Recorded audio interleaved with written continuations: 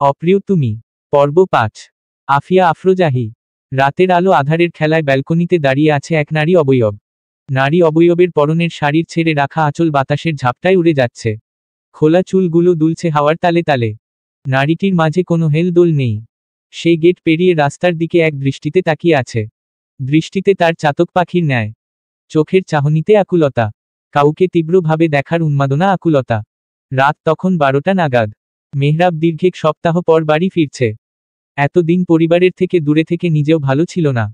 সালেহা বেগম ছেলের জন্য পা গলামি করছেন। একটা মেয়ের জন্য আর যাই হোক নিজের পরিবারের মানুষদের কষ্ট দেওয়ার কোনো প্রশ্নই আসে না। মেয়েটা যেখানে ওকে বোঝেইনি সেখানে ওর অভিমান, ওর অনুপস্থিতি তাকে ভাবাবে, এটা ভাবাও ভুল। একজন মানুষের জন্য সবাইকে কষ্ট দেওয়া বোকামো ছাড়া আর কিছুই না। মেহরাব আর সেই বোকামি করবে না। রিনি ফোন দিয়ে বিকেলেই জানিয়েছে সালেহা বেগমের শরীর খারাপ। ছেলের জন্য চিন্তা করতে করতে অসুস্থ হয়ে পড়েছেন তিনি। মেহরাব শুনেই চলে এসেছে। সদর দরজায় ধাক্কা দিতেই দরজা খুলে গেল। মেহরাব ধীরে ধীরে এগিয়ে গেল বাবা মায়ের রুমের দিকে। দরজার ভেতর থেকে আটকানো। তার মানে সবাই ঘুমিয়ে গেছে। এত রাতে নিশ্চয়ই জেগে থাকবে না, ওর আগেই বোঝা উচিত ছিল। বিকেলে ঘটনা শুনে বের হতে নিলে কিছু কাজে আটকে যায়। কাজ শেষ করে আসতে আসতে এত রাত হয়ে গেছে। মেহরাব ক্লান্ত পায়ে এগিয়ে গেল সিঁড়ির দিকে। সিঁড়ি বেয়ে সোজা নিজের রুমে চলে এলো। দরজা খুলতেই ধরা দিল অনামিশা। পুরো রুম অন্ধকার।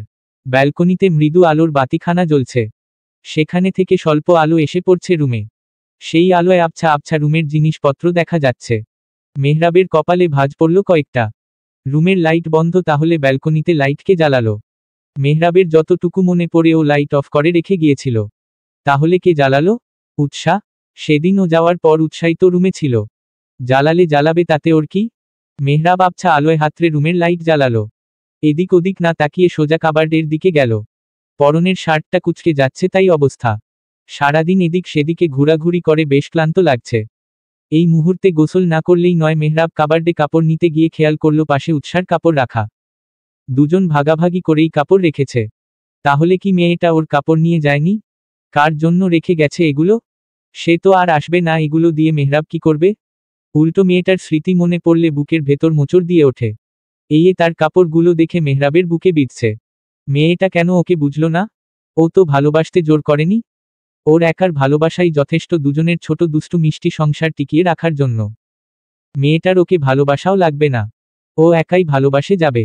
শুধুমাত্র ওকে ভালোবাসার সুযোগটুকু দিলেই হবে। ওর ভালোবাসাটুকু সাদরে গ্রহণ করলেই হবে। কিন্তু পাগলি মেয়েটা আর বুঝল কই?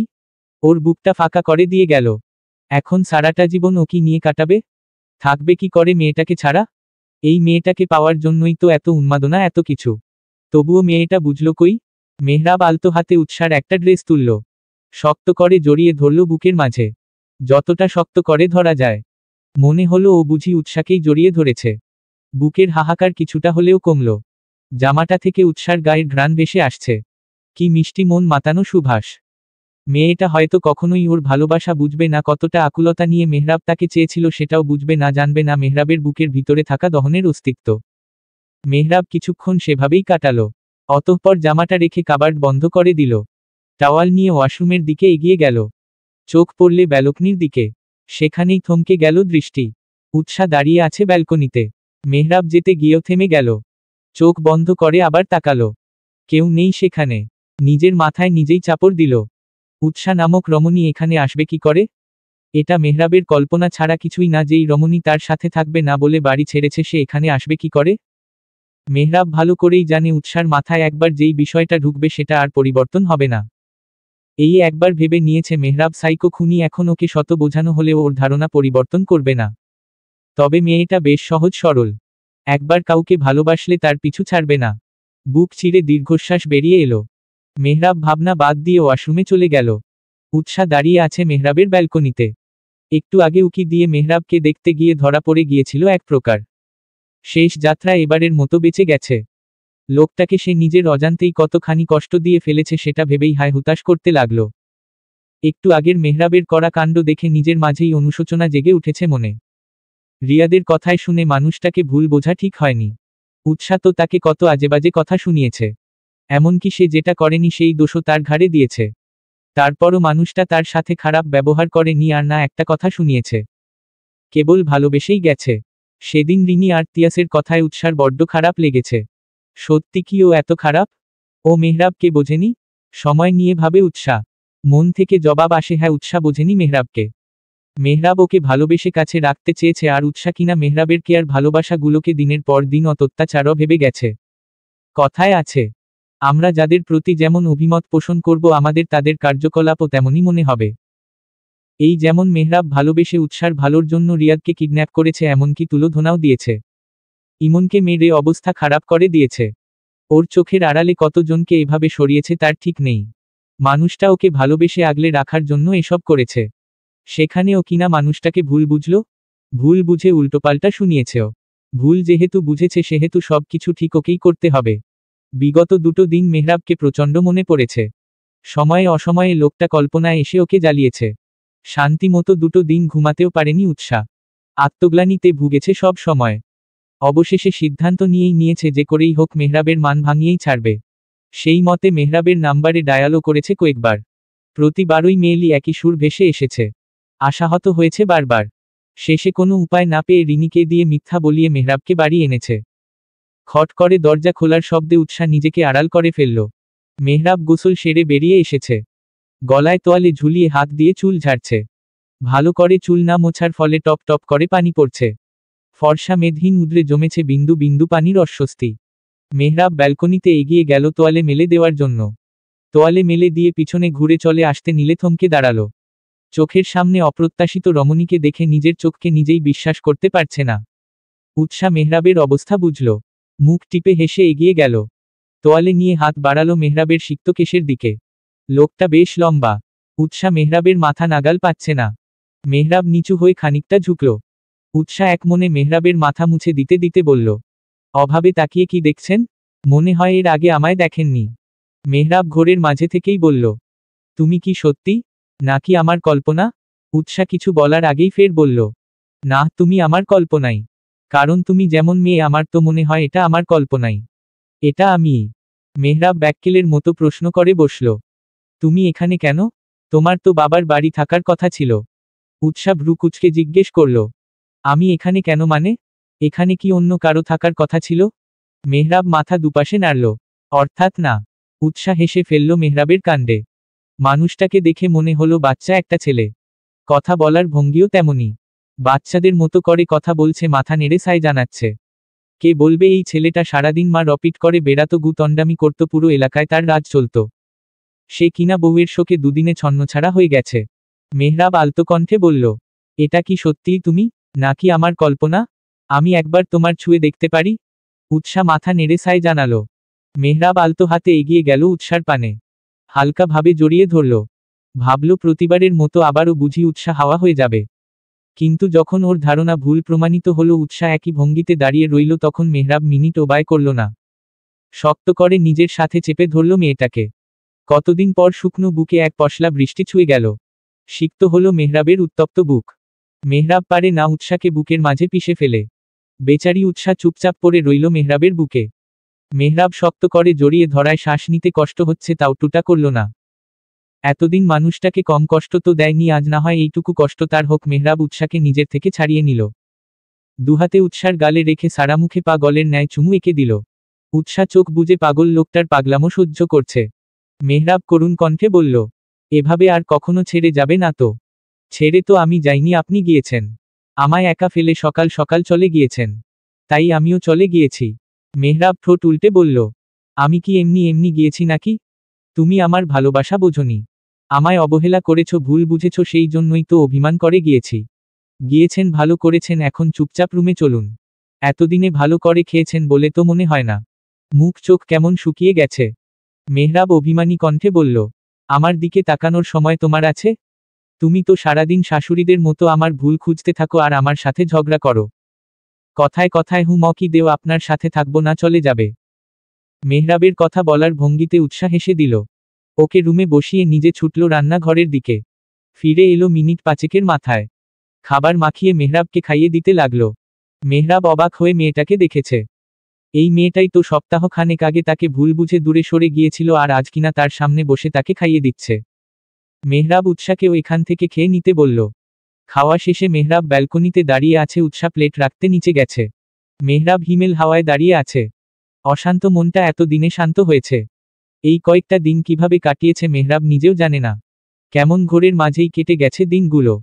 উৎসা এসে মেহরাবের পাশে দাঁড়ালো। মেহরাব সময় ব্যয় করল না, মুহূর্তের ব্যবধানে উৎসাকে টেনে দুহাতের বন্ধনে আবদ্ধ করে নিল। উৎসা ভয় পেলেও নিজেকে সামলে নিল। বজ্জাত লোকটা এমনই, হুটহাট আক্রমণ করে বসবে। উৎসার পরনে লাল রঙা শাড়ি রিনি পরিয়ে দিয়ে গেছে। মেহরাবের মান ভাঙানোর সমস্ত প্ল্যানই রিনির। মেহরাব উৎসার ঘাড়ে থুতনি রাখল। উৎসা কেঁপে কেঁপে উঠল। মেহরাব শাড়ির আঁচল ভেদ করে হাত গলিয়ে দিল উৎসার উন্মুক্ত উদরে। উৎসা শিউরে উঠেল। মেহরাবের হাতের ছোঁয়া বেসামাল হচ্ছে ধীরে ধীরে। উৎসা খপ করে ধরে ফেলল মেহরাবের হাত। বেচারির অবস্থা শোচনীয়। মেহরাব ফিসফিসিয়ে বলল, থামালে কেন? আমার যেন কেমন কেমন লাগছে। পাগল মনে হচ্ছে নিজেকে। উৎসা ঘাড় নেড়ে সাই জানালো। মেহরাব দুষ্টু হাসল, কণ্ঠ খানিকটা নামালো। অতঃপর নেশালো কণ্ঠে বলল, চলো এতদিনের দূরত্বের বাঁধ ভেঙ্গে আমরা মিলে মিশে একাকার হয়ে যাই।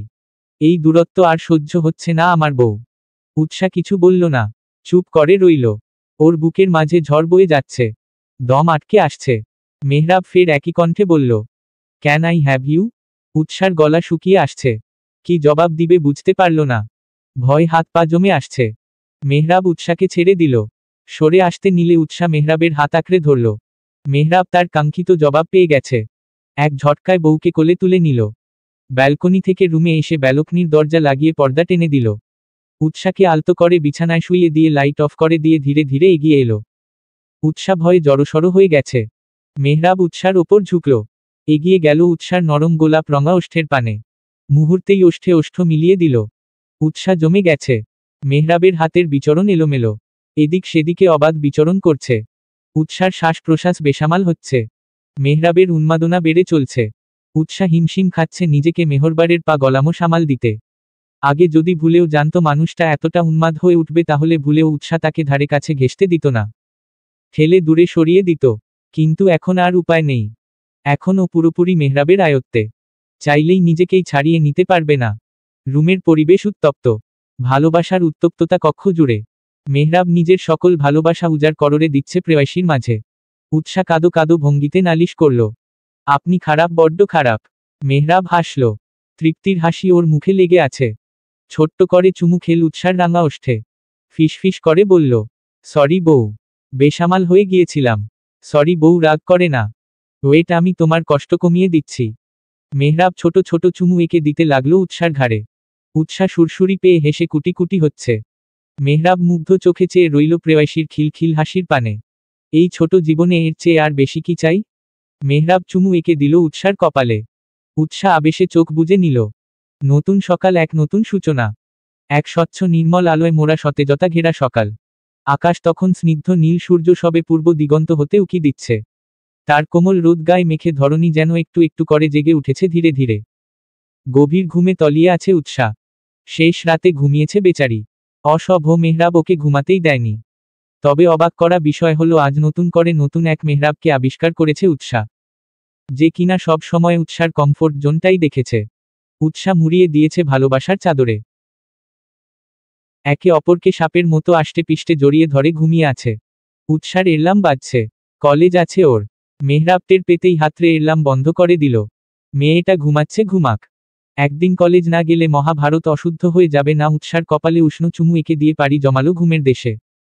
সকাল তখন 8:35। উৎসা পিট পিট করে তাকালো। নিজেকে আবিষ্কার করল মেহরাবের শক্ত হাতের বাঁধনে।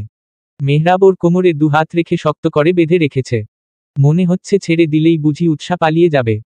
আজকের নতুন ঘটনা না, বিয়ের পর থেকেই এই পরিস্থিতি সহ্য করে এসেছে উৎসা। বিয়ের পর থেকে এই পর্যন্ত এমন দিন কমই গেছে যেদিনগুলোতে উৎসা নিজেকে মেহরাবের বুকে পায়নি। এটা যেন ওর পার্মানেন্ট ঠিকানা হয়ে গেছে। সকাল সকাল উঠে নিজেকে এই মানুষটার বুকে পাবেই পাবে। উৎসার মনে হলো এই প্রশস্ত বুকটা কেবল ওর। ও ছাড়া কারো ভাগ নেই এখানে। ঘড়ির দিকে তাকাতেই জিভে কামড় দিল। কলেজের টাইম পেরিয়ে গেছে। উৎসা মেহরাবকে খোঁচাতে শুরু করল।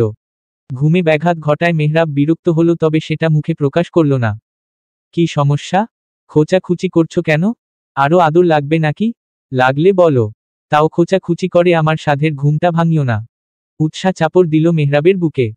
ক্ষীণ কণ্ঠে বলল, অসভ্য লুচু লোক। লজ্জা লাগে না সকাল সকাল উল্টোপাল্টা বলতে? আজীব লজ্জা লাগবে কেন? বউ আমার মুখও আমার, তাহলে বলতে লজ্জা লাগার কি আছে? তুমি শোনোনি সব পুরুষই তাদের বউয়ের সামনে বেলাজ লাজ লজ্জাহীন অসভ্য পুরুষ হয়? কোনো পুরুষই তার বউয়ের কাছে সাধু পুরুষ হয় না। সবচেয়ে বড় কথা, বউয়ের সামনে লজ্জা পেলে এই জীবনে আর বাবা ডাক শোনা লাগবে না। উৎসার গাল দুটো লজ্জাও লাল হয়ে আসে। উৎসার মনে হলো লজ্জায় গাল গরম হয়ে উঠছে। কান চেপে ধরে বলল, আপনি চুপ করবেন? কখন থেকে বাজে কথা বকেই যাচ্ছে। তাহলে তুমিই কাজের কথা বলো। আমার কলেজ ছিল, আপনি আমায় ডেকে দিলেন না কেন? তোমার ক্লান্ত ঘুমন্ত মুখ দেখে জাগাতে ইচ্ছে হয়নি তাই। আজকের ক্লাসে যা পড়াবে সেটা আমি কোথায় পাবো? সামনে পরীক্ষা, ফেল করলে সব আপনার দোষ। একদিন কলেজে না গেলে কিছু হবে না। আমি জানি আমার বউ ব্রিলিয়ান্ট, পরীক্ষায় ফেল সে করতেই পারে না। তাও যদি দরকার হয় আমি নিজে তাকে পড়াবো, তবুও ফেল করতে দিব না। এখন কথা না বাড়িয়ে চুপচাপ ঘুমাও তো। মেহরাব উৎসাকে পুনরায় চেপে ধরল বুকে। এই বজ্জাত লোকটার একটাই কাজ। ধীরে ধীরে উৎসা তলিয়ে গেল গভীর ঘুমে। Em dash em dash em dash em dash. মুখে ছিটা ছিটা পানির অস্তিত্ব টের পেতেই উৎসার ঘুম ভেঙে গেল। চোখ খুলে তাকিয়ে দেখল মেহরাব সবে মাত্র শাওয়ার নিয়ে বেরিয়ে এসেছে। পরনে কেবল সাফেদ রঙা টাওয়াল। ভালো করে শরীর না মোছায় বুকে এখনো বিন্দু বিন্দু পানি জমে আছে। এই লোকটার এটাই স্বভাব। ভালো করে চুল মুছবে না, শরীর মুছবে না। এরপর পুরো রুম ভেজাবে। উদাম শরীর, মেহরাবের দুই হাতের পেশি স্পষ্ট বোঝা যাচ্ছে। মেহরাব চুল ঝাড়ার ফলে হাতের পেশি ফুলে ফুলে উঠছে। উৎসা শুকনো ঢোক গিলল। উৎসা চাদর সরিয়ে মুখ বের করে বলল, খালি গায়ে ঘুর ঘুর করে কি দেখতে চাচ্ছেন? আপনার বডি আছে সেটাই দেখাতে চাচ্ছেন? উৎসার কথা শুনে মেহরাব ওর দিকে তাকালো। ঠোঁটের কোণে বাঁকা হাসি ফুটিয়ে বলল, দেখাতে তো অনেক কিছুই চাচ্ছি, কিন্তু কপালে জুটেছে একটা আনরোমান্টিক বউ, যে চোখের সামনে এত সুন্দর জামাই থাকতেও পাত্তা দেয় না। উৎসা ধমক দিয়ে বলল, মডেল সেজে ঘুর ঘুর না করে তাড়াতাড়ি জামা কাপড় পরুন। কেন? যেটা বলেছিলাম সেটা করুন। আমার রুম, আমি যেভাবে ইচ্ছে ঘুরঘুর করব, তাতে তোমার কি? বাই এনি চান্স তুমি কি আমার এই লুক দেখে সিডিউস হচ্ছ? তাহলে বলো, আমি কিছু মনে করব না। উৎসার কান ঝা ঝা করে উঠল। ইচ্ছে করল বেলাজ লোকটার মুখ চেপে ধরতে। এক রাতেই লোকটা চরম পর্যায়ের বেলাজ লাগামহীন পুরুষের পরিণত হয়েছে। সামনে কি হবে সেটা ভেবেই উৎসা আটকে উঠল। আপনি প্লিজ চুপ করবেন? কেন? আমি কথা বললে তোমার কি? আমার লজ্জা লাগছে। আপনার মতো বেলাজ তো আর আমি না। আমার লজ্জা আছে, লজ্জাও লাগে। উৎসার কথা শুনে মেহরাব এগিয়ে এলো ওর দিকে। ঝুঁকল উৎসার দিকে। কানের কাছে মুখ নিয়েছি ফিসফিস করে বলল, এত কষ্ট করে রাতে লজ্জা ভাঙালাম কি এমনি এমনি? বেশি লজ্জা লাগলে বলো, আবার লজ্জা ভেঙ্গে দেই। আমি আবার এই কাজে এক্সপার্ট। আপনি একটা অসভ্য, চরম লেভেলের অসভ্য। দূরে যান অসভ্য লোক। আপাতত দূরে যাচ্ছি, but not for all time. এখন উঠে ফ্রেশ হয়ে নেও, তারপর খেতে চলো। আপনি আগে রুম থেকে বের হন, তারপর আমি উঠব। মেহরাব দীর্ঘশ্বাস ফেলে বলল, তোমার যেটা ইচ্ছে। উৎসা চাদরে লুকিয়ে ফেলল নিজেকে। মেহরাব 5 মিনিটের মাঝে রেডি হয়ে বেরিয়ে গেল। যাওয়ার আগে উৎসাকে বলে গেল। মেহরাব যেতেই খরগোশের মতো মাথা বের করে আশপাশটা দেখে নিল। মেহরাব নেই দেখে স্বস্তির নিঃশ্বাস ফেলল। উৎসার পরনে মেহরাবের সাফেদ রঙা শার্ট, যেটা ওর হাঁটু অবধি ঢেকে রেখেছে। এই অবস্থায় লোকটার সামনে পড়লে মেহরাব ওকে লজ্জা দিতে একটুও ভুলত না। সেই ভয়ই মেহরাবের সামনে বের হয়নি। উঠে বিছানা থেকে নেমে এক সেট কাপড় নিয়ে ওয়াশরুমে ছুটল। মেহরাব নিচে নেমে এলো। সালেহা বেগমের সাথে দেখা করা প্রয়োজন। ওর টেনশনেই তো তিনি অসুস্থ হয়ে গেছেন। মাকে না দেখলে শান্তি লাগবে না। বাবা মায়ের রুমে উকি দিয়েও যখন সালেহা বেগমকে পেল না, তখন অবাক হলো। অসুস্থ শরীরে তিনি গেল কোথায়? রান্নার ঘর থেকে টুংথাং শব্দ আসছে। মেহরাব পা বাড়ালো সেদিকে। রান্নাঘরের সামনে এসে চক্ষু চড়ক গাছে হলো। সালেহা বেগম দিব্যি রান্না করছেন। মেহরাব বুঝতে একটু সময় লাগলো না, এটা রিনি আর তিয়াসের চাল। দুজন ওকে মিথ্যা বলে এক প্রকার ব্ল্যাকমেইল করেই এনেছে। মেহরাব এগিয়ে গেল রান্নাঘরে। মাকে পিছন থেকে জড়িয়ে ধরল। মাথায় চুমু খেয়ে জিজ্ঞেস করল, কেমন আছো আম্মু? সালেহা বেগম ছেলের কণ্ঠ পেয়ে সাথে সাথে ঘুরে তাকালো। ছেলেকে বুকে জড়িয়ে নিল। অভিমানী কণ্ঠে বলল, এতদিনে মায়ের খবর নেওয়ার সময় হয়েছে? এলি কেন? যেখানে ছিলি সেখানেই থেকে যেতি। এখন তো আর মাকে লাগবে না। বড় হয়ে গেছিস কিনা? মেহরাব মায়ের অভিমানে হাসল। মেয়ে জাতির এই অভিমান জিনিসটা ওর কাছে বেশ লাগে। এই সুন্দর করে অভিযোগ জানায় মেহরাবের নিজেকে ধন্য মনে হয়। মায়ের কপালে চুমু খেয়ে বলল, তোমার খবর তো আমি সব সময় ভাইয়ার কাছ থেকে নিয়েছি। সন্তান যতই বড় হোক মাকে ছাড়া কি তার চলে? এই জন্যই তো কাজ শেষ করে তাড়াতাড়ি তোমার কাছে ফিরে এসেছি। সালেহা বেগম ছেলের কান মুলে দিলেন। হয়েছে, আর ফাপড় দিতে হবে না। টেবিলে যেয়ে বসো, নাস্তা দিচ্ছি। উৎসা কোথায়? মেয়েটা রাতেও খায়নি। তোর জন্য বসেছিল। ও একটু আগে ঘুম থেকে উঠেছে, আসছে। মেহরাব টেবিলে বসল। রিনি ওকে খাবার বেড়ে দিচ্ছে। মেহরাব ধীর কণ্ঠে বলল, মিথ্যা কথা বলে আমায় এনে ভালো করেননি ভাবি। এটা কিন্তু মোটেও ভালো কাজ নয়। রিনি ধরা পড়ে যাওয়ায় কিছুটা লজ্জা পেল। নিজেকে সামলে বলল, একটা পবিত্র সম্পর্ক রক্ষার জন্য মিথ্যা বললে কিছু হবে না। তবুও আপনাদের সম্পর্কটা টিকে থাকুক। ভালো থাকুন, দুজন সুখে থাকুন। আমি এটাই চাই। আপনারা দুজন ছিলেন না, মনে হচ্ছিল বাড়িটা কেমন বিভীষিকাময় হয়ে উঠেছে। এখন আগের মতো হয়ে গেছে। আমি মনে প্রাণে চাই আপনি আর বনু সব সময় ভালো থাকুন, সুখে থাকুন। তার জন্যই যদি একটু আকটু মিথ্যা বলতে হয় সেটা না হয় বললাম। মেহরাব হাসল। এর মাঝেই নিচে নামল উৎসা। নীল রঙের সালোয়ার কামিজ পরনে। এক মুহূর্তের জন্য মেহরাবের মনে হলো ওর সামনে দিয়ে নীল পরি হেঁটে আসছে। নীল রঙে উৎসাকে বেশ মানিয়েছে। রংটা ফুটে উঠেছে ওর গায়ে। উৎসা ও মেহরাবের দিকেই তাকিয়ে আছে। দুজনের অবস্থা দেখে রিনি মিটি মিটি হাসল। গলা খাকারি দিয়ে বলল, চোখাচোখি পড়ে করবেন দুজন, আগে খাবার খেয়ে নেন। বেলা তো কম হয়নি। উৎসা খাবার খেতে বসে গেল। রিনি ওকেও খাবার বেড়ে দিল। মেহরাব খাওয়া শেষ করে ওপরে চলে গেল। রিনি পাকোড়াও করল উৎসাকে। কিরে, মেহরাবের রাগ ভেঙেছে? মান অভিমান কমেছে দুজনের? উৎসা লাজুক ভঙ্গিতে মাথা নাড়ল। রিনি ওর মাথায় হাত বুলিয়ে দিয়ে বলল, মান অভিমান শেষ হলেই ভালো। আর দূরত্ব বাড়াস না উৎসা। ছেলেটাকে একটু বোঝার চেষ্টা কর। আমি তোকে জোর করব না ওকে ভালোবাসতে, তুই শুধু ওকে একটুখানি বোঝার চেষ্টা কর, দেখবি মেহরাব পুরো দুনিয়ার ভালোবাসা এনে দিবে তোর দুয়ারে। ছেলেটা তোকে পাগলের মতো ভালোবাসে। তুই ছাড়া ওর দুনিয়া অন্ধকার। ও তোকে ছাড়া কিছুই বোঝে না। বড্ড বেশি ভালোবাসে তোকে। তুই শুধু ওকে একটু বোঝ, তাহলেই হবে। আমি চাই তোরা ভালো থাক, সুখে থাক।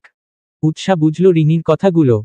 ও নিজেও ধীরে ধীরে টের পাচ্ছে মেহরাবের উন্মাদনা, ওর ভালোবাসাগুলো।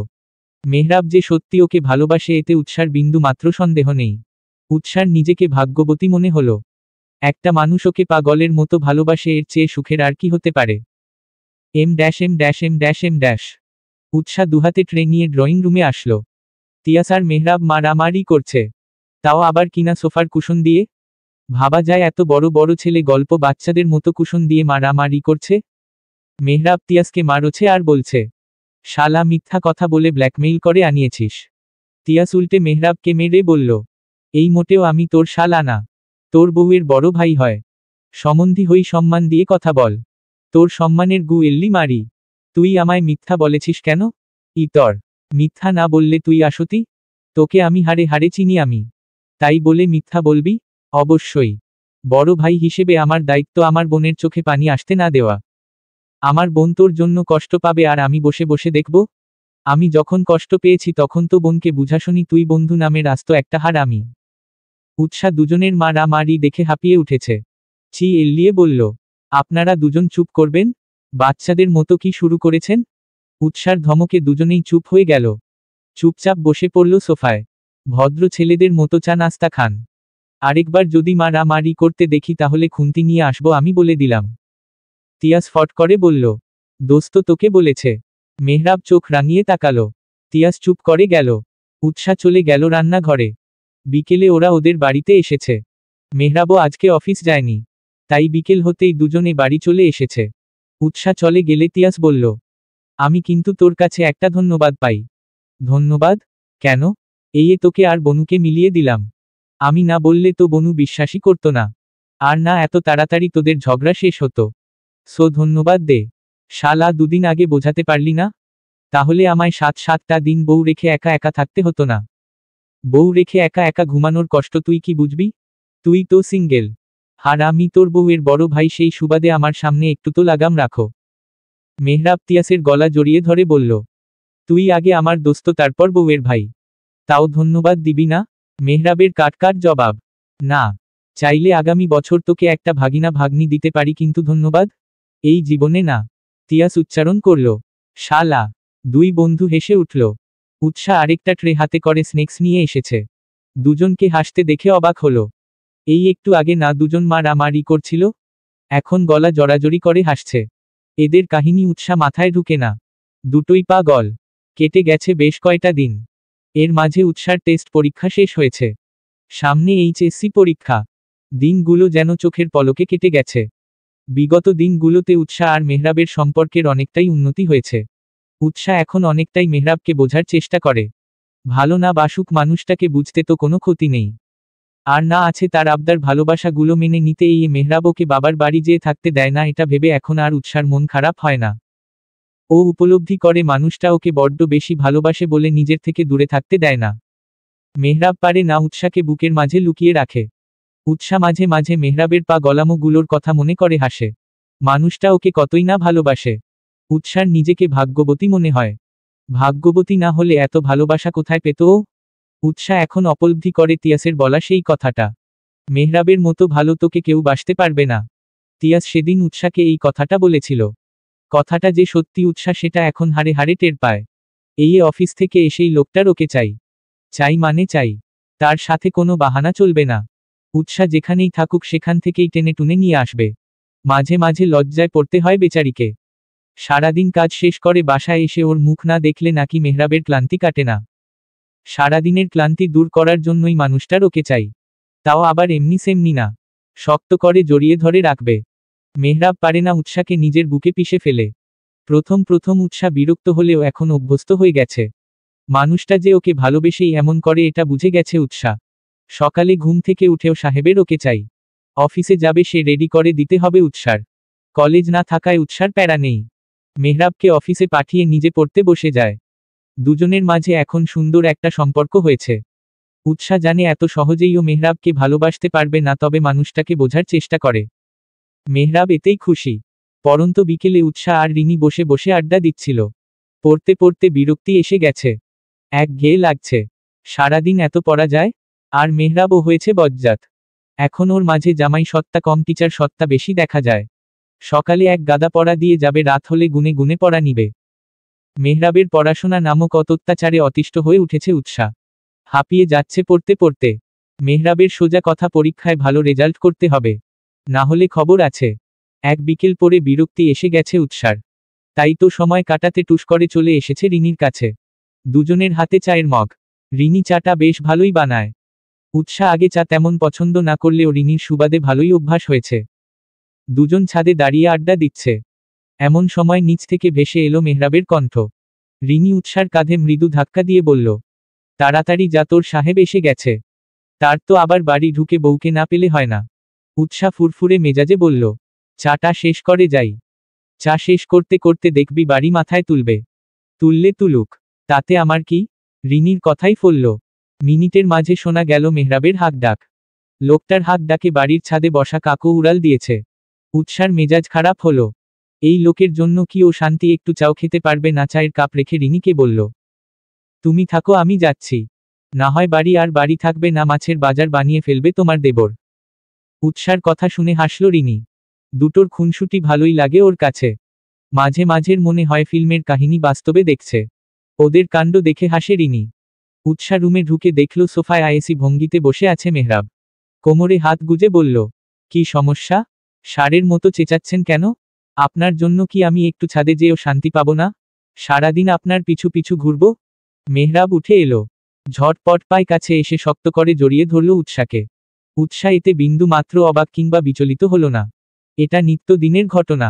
ও এখন এসবে অভ্যস্ত হয়ে গেছে। মেহরাব ক্লান্ত কণ্ঠে বলল, জানোই তো তোমার পাগল বরটা রুমে এসে তোমায় না পেয়ে বাড়ি মাথায় করবে, তাহলে যাও কেন? রুমে বসে অপেক্ষা করতে পারো না? উৎসাহ তেতে উঠে বলল, ভাইয়া আর বাবাও তো অফিস করে এসে তাদের কখনো এমন করতে দেখেছেন? আপনারই যত ঢং। আমার বাচ্চা বউয়ের সাথে ওদের বুড়ো বউয়ের তুলনা দিচ্ছ কেন? আর আমি হলাম প্রেমিক মানুষ, সারাদিন পর বাড়ি এসে বউকে জড়িয়ে না ধরলে আমার হয় না। বউ হলো এনার্জি ড্রিঙ্কসের মতো, বউকে জড়িয়ে ধরলে সারাদিনের শেষ হওয়া এনার্জি এক নিমিষেই ফিল আপ হয়ে যায়। এখন কথা না বাড়িয়ে চুপচাপ থাকো তো, আর আমাকে আমার এনার্জি লোড করতে দেও। উৎসাহ মাঝে মাঝে মেহরাবের কথায় ব্যাককেল বনে যায়, এই যেমনটা এখন হলো। ও কি এনার্জি ড্রিঙ্কস? যে মেহরাব ওকে জড়িয়ে ধরে এনার্জি লোড করবে? লোকটা ইদানিং যেন একটু বেশিই আবোল তাবোল বকে। মেহরাব মিনিট দুই একই ভঙ্গিতে জড়িয়ে রাখল। 2 মিনিটের মাথায় উৎসাকে ছেড়ে ওর কপালে ওষ্ঠ ছোঁয়ালো। প্রশান্তির হাসি হেসে বলল, এখন ঠিক আছে, 100% এনার্জি ডান। উৎসাহ আওড়ালো। বজ্জাত লোক। মেহরাব উৎসাকে ছেড়ে ফ্রেশ হতে চলে গেল। উৎসাহ গেল ওর খাবারের ব্যবস্থা করতে।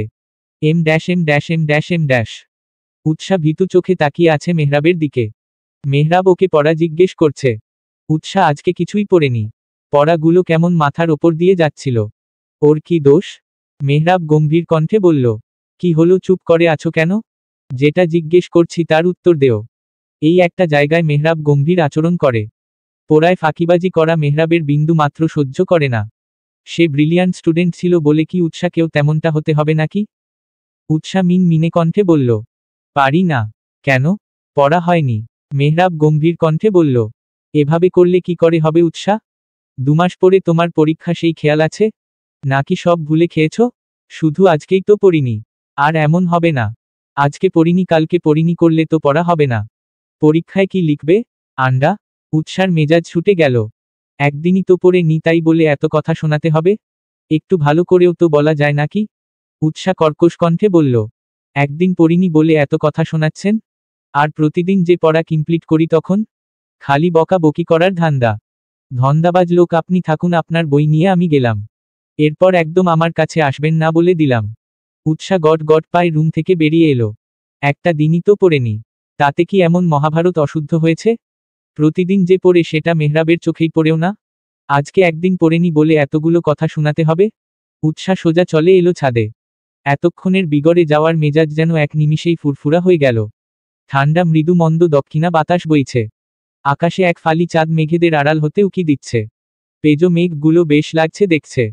মনে হচ্ছে চাঁদ আর মেঘের লুকোচুরি খেলা হচ্ছে। কি সুন্দর করে ভেসে ভেসে যাচ্ছে মেঘগুলো। উৎসার ইচ্ছে হলো ও যদি ভেসে বেড়াতে পারত, তাহলে কতই না ভালো হতো। কিন্তু সেটা তো সম্ভব না। উৎসাহ রেলিংয়ের সাথে ঝুঁকে দাঁড়ালো, চোখ বন্ধ করে প্রকৃতি অনুভবে মত্ত হলো। চোখ বুজে হঠাৎ অনুভব করলো এক জোড়া হাত একটু একটু করে ওর কোমর আঁকড়ে ধরছে। হাতের মালিককে চিনতে উৎসার একটুও সময় লাগলো না। এতদিনে এই স্পর্শ উৎসার মুখস্থ হয়ে গেছে। উৎসাহ ঝাঝালো গলায় বলল। এখন এসেছেন কেন? আপনাকে না বলেছি আমার ধারে কাছে ঘেসবেন না? তারপরও কেন এসেছেন? আপনি আপনার বই নিয়েই থাকুন, আমার কাছে কি? ছাড়ুন ছাড়ুন আমায়। মেহরাব ছাড়ার বদলে হাতের বাঁধন আরো গাঢ় করল। আদুরে গলায় বলল। রাগ করে না বউ। আমি তো তোমার ভালোর জন্যই বলছিলাম। ওভাবে বকাবকি করার জন্য সরি। থাক, একদিন না পড়লে কিছু হবে না। আজ বরং দুজন মিলে চন্দ্রবিলাস করি। উৎসার মাথায় দুষ্টু বুদ্ধি নাড়া দিল। মেহরাবকে একটু নাকানি চুবানি খাওয়ানো যাক। উৎসাহ টেনে টুনে মেহরাবের হাত সরাতে সরাতে বলল। না, এখন আমি পড়তে বসবো। একদিন না পড়লে অনেক পড়া মিস হবে। পরীক্ষার খাতায় তখন কি লিখব? আন্ডা? মেহরাব হাসল উৎসার কাণ্ডে। মেয়েটা যে ওকেই ওর কথার জালে ফাঁসাচ্ছে এটা মেহরাব বেশ ভালোই বুঝতে পারছে। উৎসার ঘাড়ে থুতনি ঠেকিয়ে বলল। একদিন না পড়লে কিছুই হবে না। বাদ দেও। আমি বলেছি পড়ব মানে পড়বি। ছাড়ুন আমায়। মেহরাব উৎসার কানের কাছে মুখ নিল। ফিসফিসিয়ে কিছু একটা বলল। উৎসাহ নাক মুখ কুঁচকে দিল। মেহরাব বলল। নাও চয়েস ইজ ইউর্স। কি করবে ভেবে দেখ। রুমে যাবে নাকি চন্দ্রবিলাস করবে? উৎসাহ নাক সিটকে বলল। অসভ্য লোক। মেহরাব শব্দ করে হেসে ফেলল। উৎসার ইচ্ছে করল লোকটাকে ডিটারজেন্ট ছাড়া কাচতে। লোকটার মুখ ইদানিং বড্ড লাগাম ছাড়া হয়ে গেছে। যখন যা মুখে আসছে বলে দিচ্ছে। তার ফল ভোগ করতে হচ্ছে উৎসাকে। এই মাত্র লাজ শরমহীন ছোটখাটো হুমকি দিয়ে দিল। এখন উৎসাহ চাইলেও নিচে যেতে পারবে না। গেলেই সর্বনাশ। একে অপরকে শক্ত আলিঙ্গনে জড়িয়ে রেখেছে দুজন। উৎসার মনে আচমকা প্রশ্ন এলো। ফট করে মেহরাবকে জিজ্ঞেস করে বসল। আচ্ছা, আপনি আমাকে কবে থেকে ভালোবাসেন? হঠাৎ এই প্রশ্ন। ইচ্ছে হলো তাই জিজ্ঞেস করলাম। কথা না পেঁচিয়ে উত্তর দিন। মেহরাব কিছু সময় চুপই রইল। হয়তো ভাবল কিছু। অতঃপর বলা শুরু করল। নির্দিষ্ট কোনো দিনক্ষণ দেখে আমি তোমায় ভালোবাসিনি। প্রথম যেদিন তোমাকে তোমাদের বাড়ির বাগানে ঝাড়ি দিয়েছিলাম সেদিন পিছনে ঘুরে তোমার বাচ্চা মায়াবী মুখের মায় পড়ে গিয়েছিলাম। তোমার কান্না আমার সহ্য হচ্ছিল না। গিল্টি ফিল হচ্ছিল। নিজেকেই থাপড়াতে ইচ্ছে করছিল। তিয়াস যখন বলল যে আমিও তোমার ভাই সেটা আমি মেনে নিতে পারছিলাম না। আনমনেই সেদিন রাগ হয়েছিল তিয়াসের ওপর। আমি কেন তোমার ভাই হতে যাব? আমার তো বোন আছে। আর তোমারও ভাই আছে। তাহলে কেন আমাকে তোমার ভাই বানাবে? এরপর ধীরে ধীরে তুমি বড় হতে লাগলে। আমাদের দেখা হলে ভালো করে কথা না হলেও চোখে চোখে ঝগড়াটা দিব্যি হতো। চোখে চোখে নীরব যুদ্ধ করতে করতে কখন যে তোমায় ভালোবেসে ফেললাম নিজেও জানি না। তোমাকে ভালোবাসার জন্য আমার নির্দিষ্ট কোনো দিনক্ষণ লাগে না। ধীরে ধীরে তোমার মায়ায় পড়ে গেছি আমি। তবে অনুভব করেছি যেদিন শাওন তোমায় প্রপোজ করেছিল, আমার গা পিত্তি জ্বলে যাচ্ছিল সেদিন। তোমার পাশে কাউকে সহ্য করতে পারতাম না। কেন পারতাম না আমি নিজেও জানি না। তোমার পাশে অন্য ছেলেকে দেখলে কেন রাগ হতো তখনও এই প্রশ্নের উত্তর আমার কাছে অজানা। শুধু জানতাম তোমার পাশে আমি অন্য কাউকে সহ্য করতে পারবো না। অতঃপর ধীরে ধীরে উপলব্ধি করলাম তুমি নামক মায়া আমায় গভীরভাবে মায়াজালে আটকে ফেলেছে, যেখান থেকে বেরিয়ে আসা আমার পক্ষে সম্ভব না। তাই আর কি, জড়িয়ে গেলাম তোমার সাথে। আড়ালে আবডালে সব সময়ে তোমার খোঁজ রাখতাম। আর তুমি এমন এক গাধি, কখনো বোঝইনি যে কেউ একজন তোমায় দূর থেকে সব সময় নজরে রাখে, তোমার লুকিয়ে লুকিয়ে দেখে। তোমার আশেপাশে আসা সকল ছেলেদের তাড়িয়ে দেয়। বড় কথা, আমি জানতাম তুমি আমায় পছন্দ করতে না। তাই চেয়েও নিজের অনুভূতি বলতে পারছিলাম না তোমায়। ভেবেছিলাম পারিবারিকভাবে তোমায় আমার করব। কিন্তু তার আগেই তো কত কিছু ঘটে গেল। অবশেষে তুমি আমার, শুধুমাত্র আমার। উৎসার মনের মাঝে শীতলতা ছেয়ে গেল।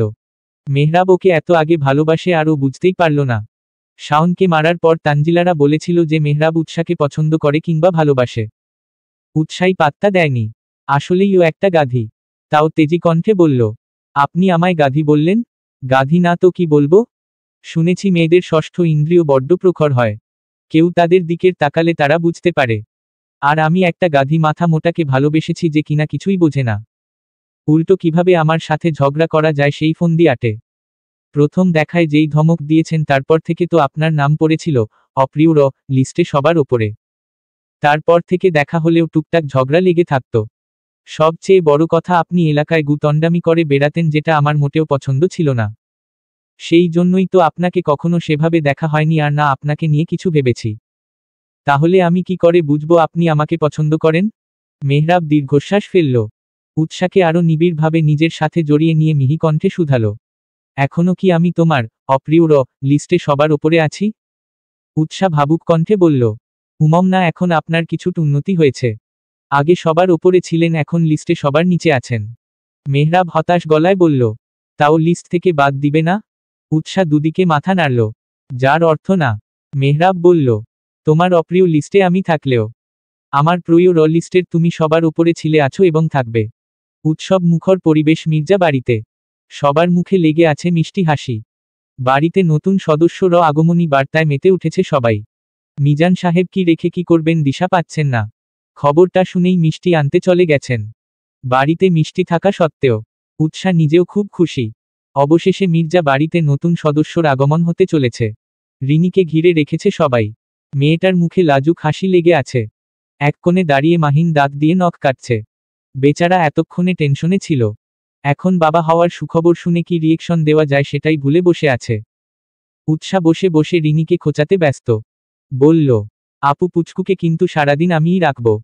তোমার কাছে একটুও দিব না। আমি ওর ছোট আম্মু, তাই ও আমার কাছে ওকে রাখব।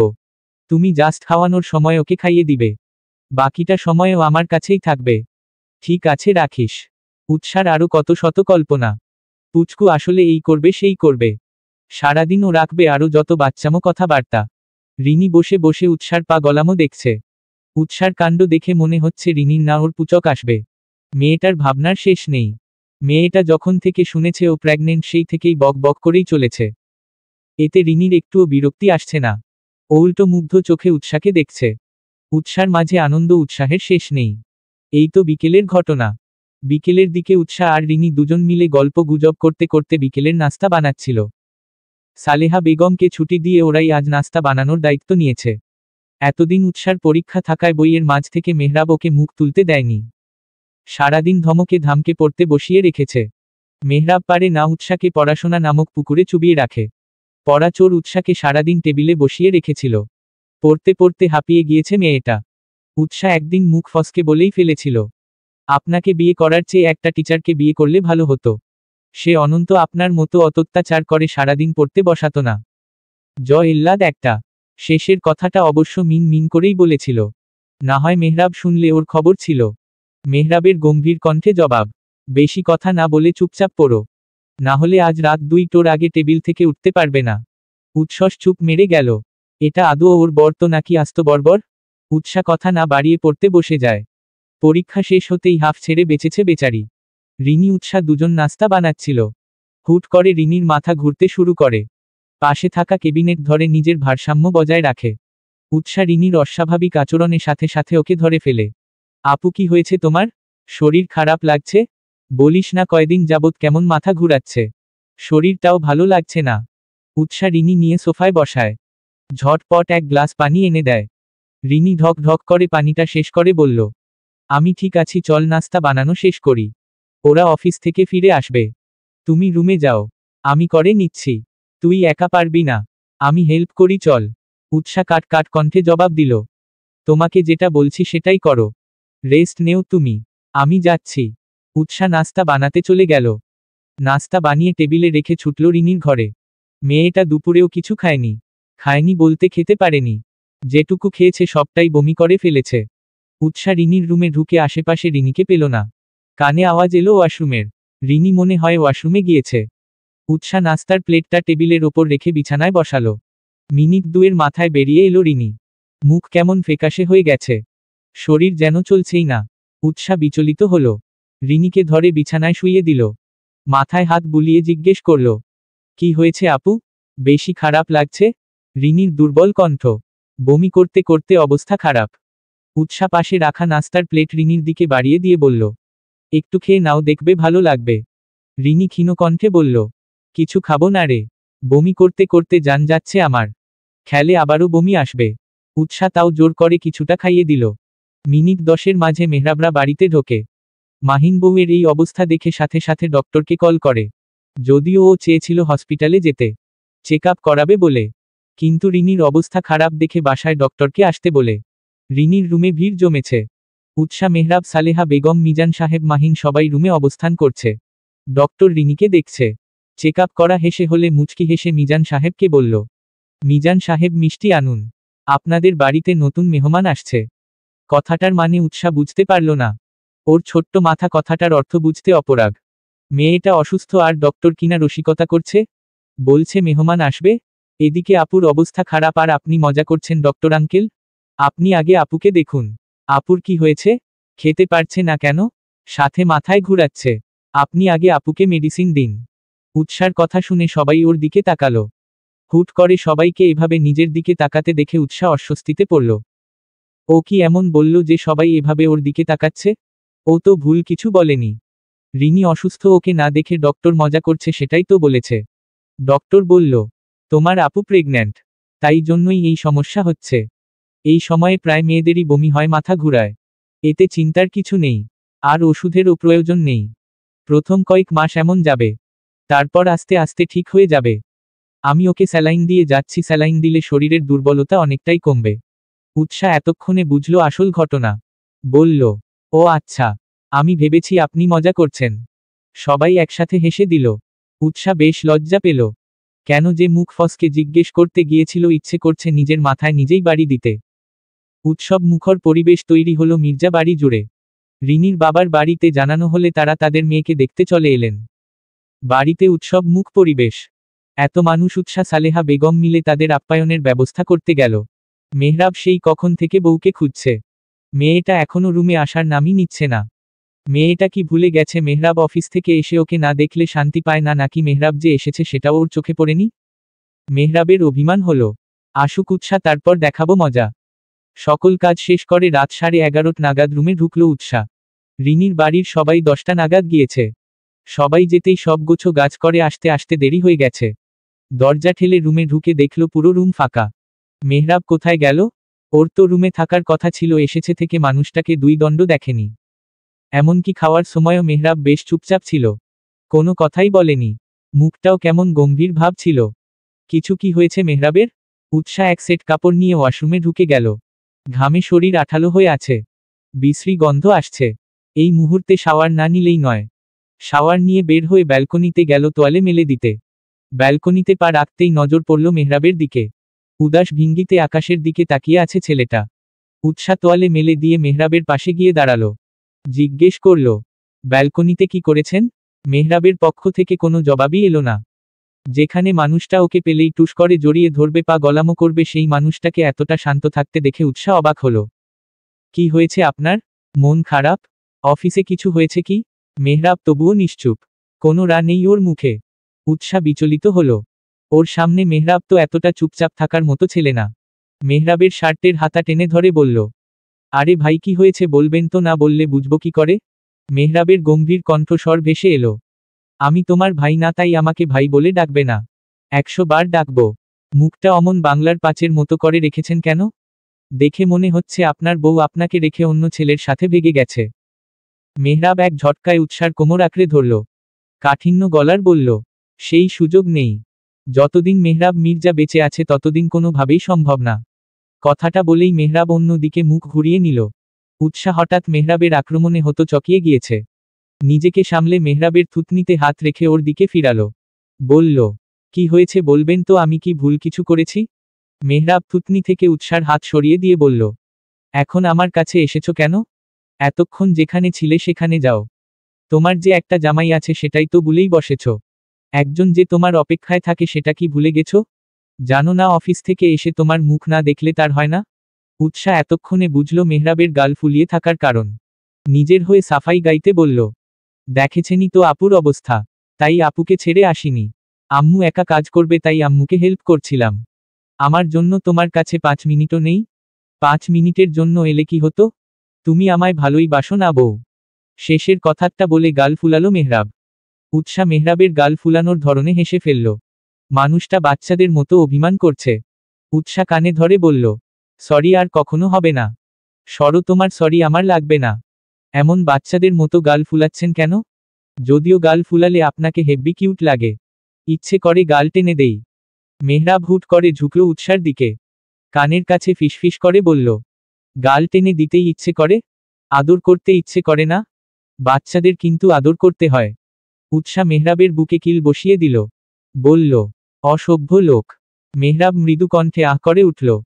উৎসার হাত বুকের সাথে চেপে ধরে বলল, একে তো দেখা না দিয়ে বুকে ব্যথা বানিয়েছ, এখন কি কিল দিয়ে হৃদস্পন্দনী বন্ধ করে ফেলতে চাইছো? আমার ওপর তোমার একটু তো দয়া হয় না?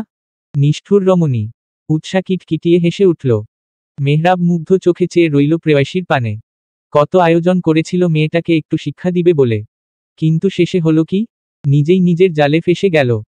এই মেয়েটার মাঝে এমন কিছু আছে যা মেহরাবকে তার সাথে রাগ করে থাকতে দেয় না।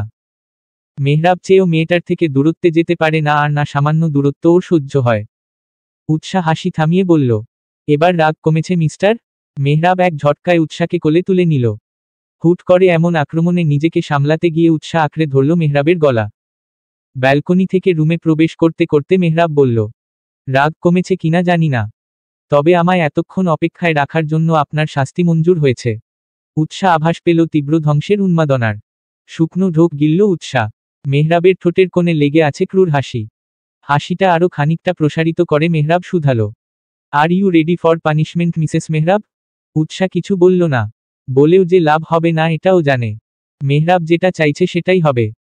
উৎসাকে আলতো করে বিছানায় শুয়ে দিয়ে লাইট নিভিয়ে দিল। মুহূর্তের পুরো রুম ছড়িয়ে গেল উষ্ণতায়। মেহরাব ওর ভালোবাসা ছড়িয়ে দিচ্ছে উৎসার মাঝে। দুজনে পাড়ি জমালো ভালোবাসার এক অনন্যা শহরে, যেখানে কেবল উৎসা আর মেহরাবের অস্তিত্ব। এম। প্রায় 2 মাস পর বাবার বাড়ি এসেছে উৎসা। পড়াশোনা, পরীক্ষা, রিনির অসুস্থতা সব মিলিয়ে এবারই আসাই হয়নি। সকালবেলা মেহরাব এসে দিয়ে গেছে। বলে গেছে যাওয়ার সময় নিয়ে যাবে। বাড়ি এসে নিজের প্রাণপ্রিয় বেস্টুকে ডেকে নিয়েছে উৎসা। পরীক্ষার পর দুজনের তেমন দেখা হয়নি বললেই চলে। 2-1 বার ফোনে কথা হয়েছে। 2 বান্ধবী মিলে বেশ ভালোই সময় কাটাচ্ছিল। এতগুলো দিন পর দুজন একত্রিত হয়ে গল্পে মজেছে দুজন। আশেপাশের সকল খেয়াল ভুলে বসেছে। সন্ধ্যায় বাড়ি ফিরেছে তিয়াস। অফিস শেষ করে ক্লান্তি নিয়ে বাড়ি এসে বোনের রুমে পেরিয়ে নিজের রুমের দিকে যেতে নিলে থমকে যায় প্রয়তমার খিলখিল করে হাসির শব্দে। তিয়াসের ভ্রু কুঁচকে এলো। মেয়েটা এখানে আসবে কি করে? নাকি ওর মনের ভুল? মেয়েটা ইদানিং বেশ ভালোই জ্বালাচ্ছে। রাতে ঠিক মতো ঘুমাতেও পারছে না তিয়াস। মনে মনে ফন্দি এঁটে ফেলেছে। খুব শীঘ্রই প্রেয়সীকে খাঁচায় বন্দি করবে। তারপর ওকে জ্বালানোর মজা দেখাবে। পুনরায় একই শব্দ কানে আসলে পর্দা সরিয়ে তাকালো। এক মুহূর্তের জন্য থমকে গেল ওর প্রেমিক হৃদয়। সকল ক্লান্তি এক নিমিষেই উবে গেল। তিয়াস মুগ্ধ চোখে তাকিয়ে রইল প্রিয়তমার খিলখিল করে হাস্যরত মুখশ্রীতে। মেয়েটাকে কি জানে তার হাসি ঝংকার উত্তাল সমুদ্রের ন্যায় উথাল পাথাল ঢেউয়ায় তৈরি করে তিয়াসের বুকে? উহু জানে, না জানলে নিশ্চয়ই এভাবে হাসত না।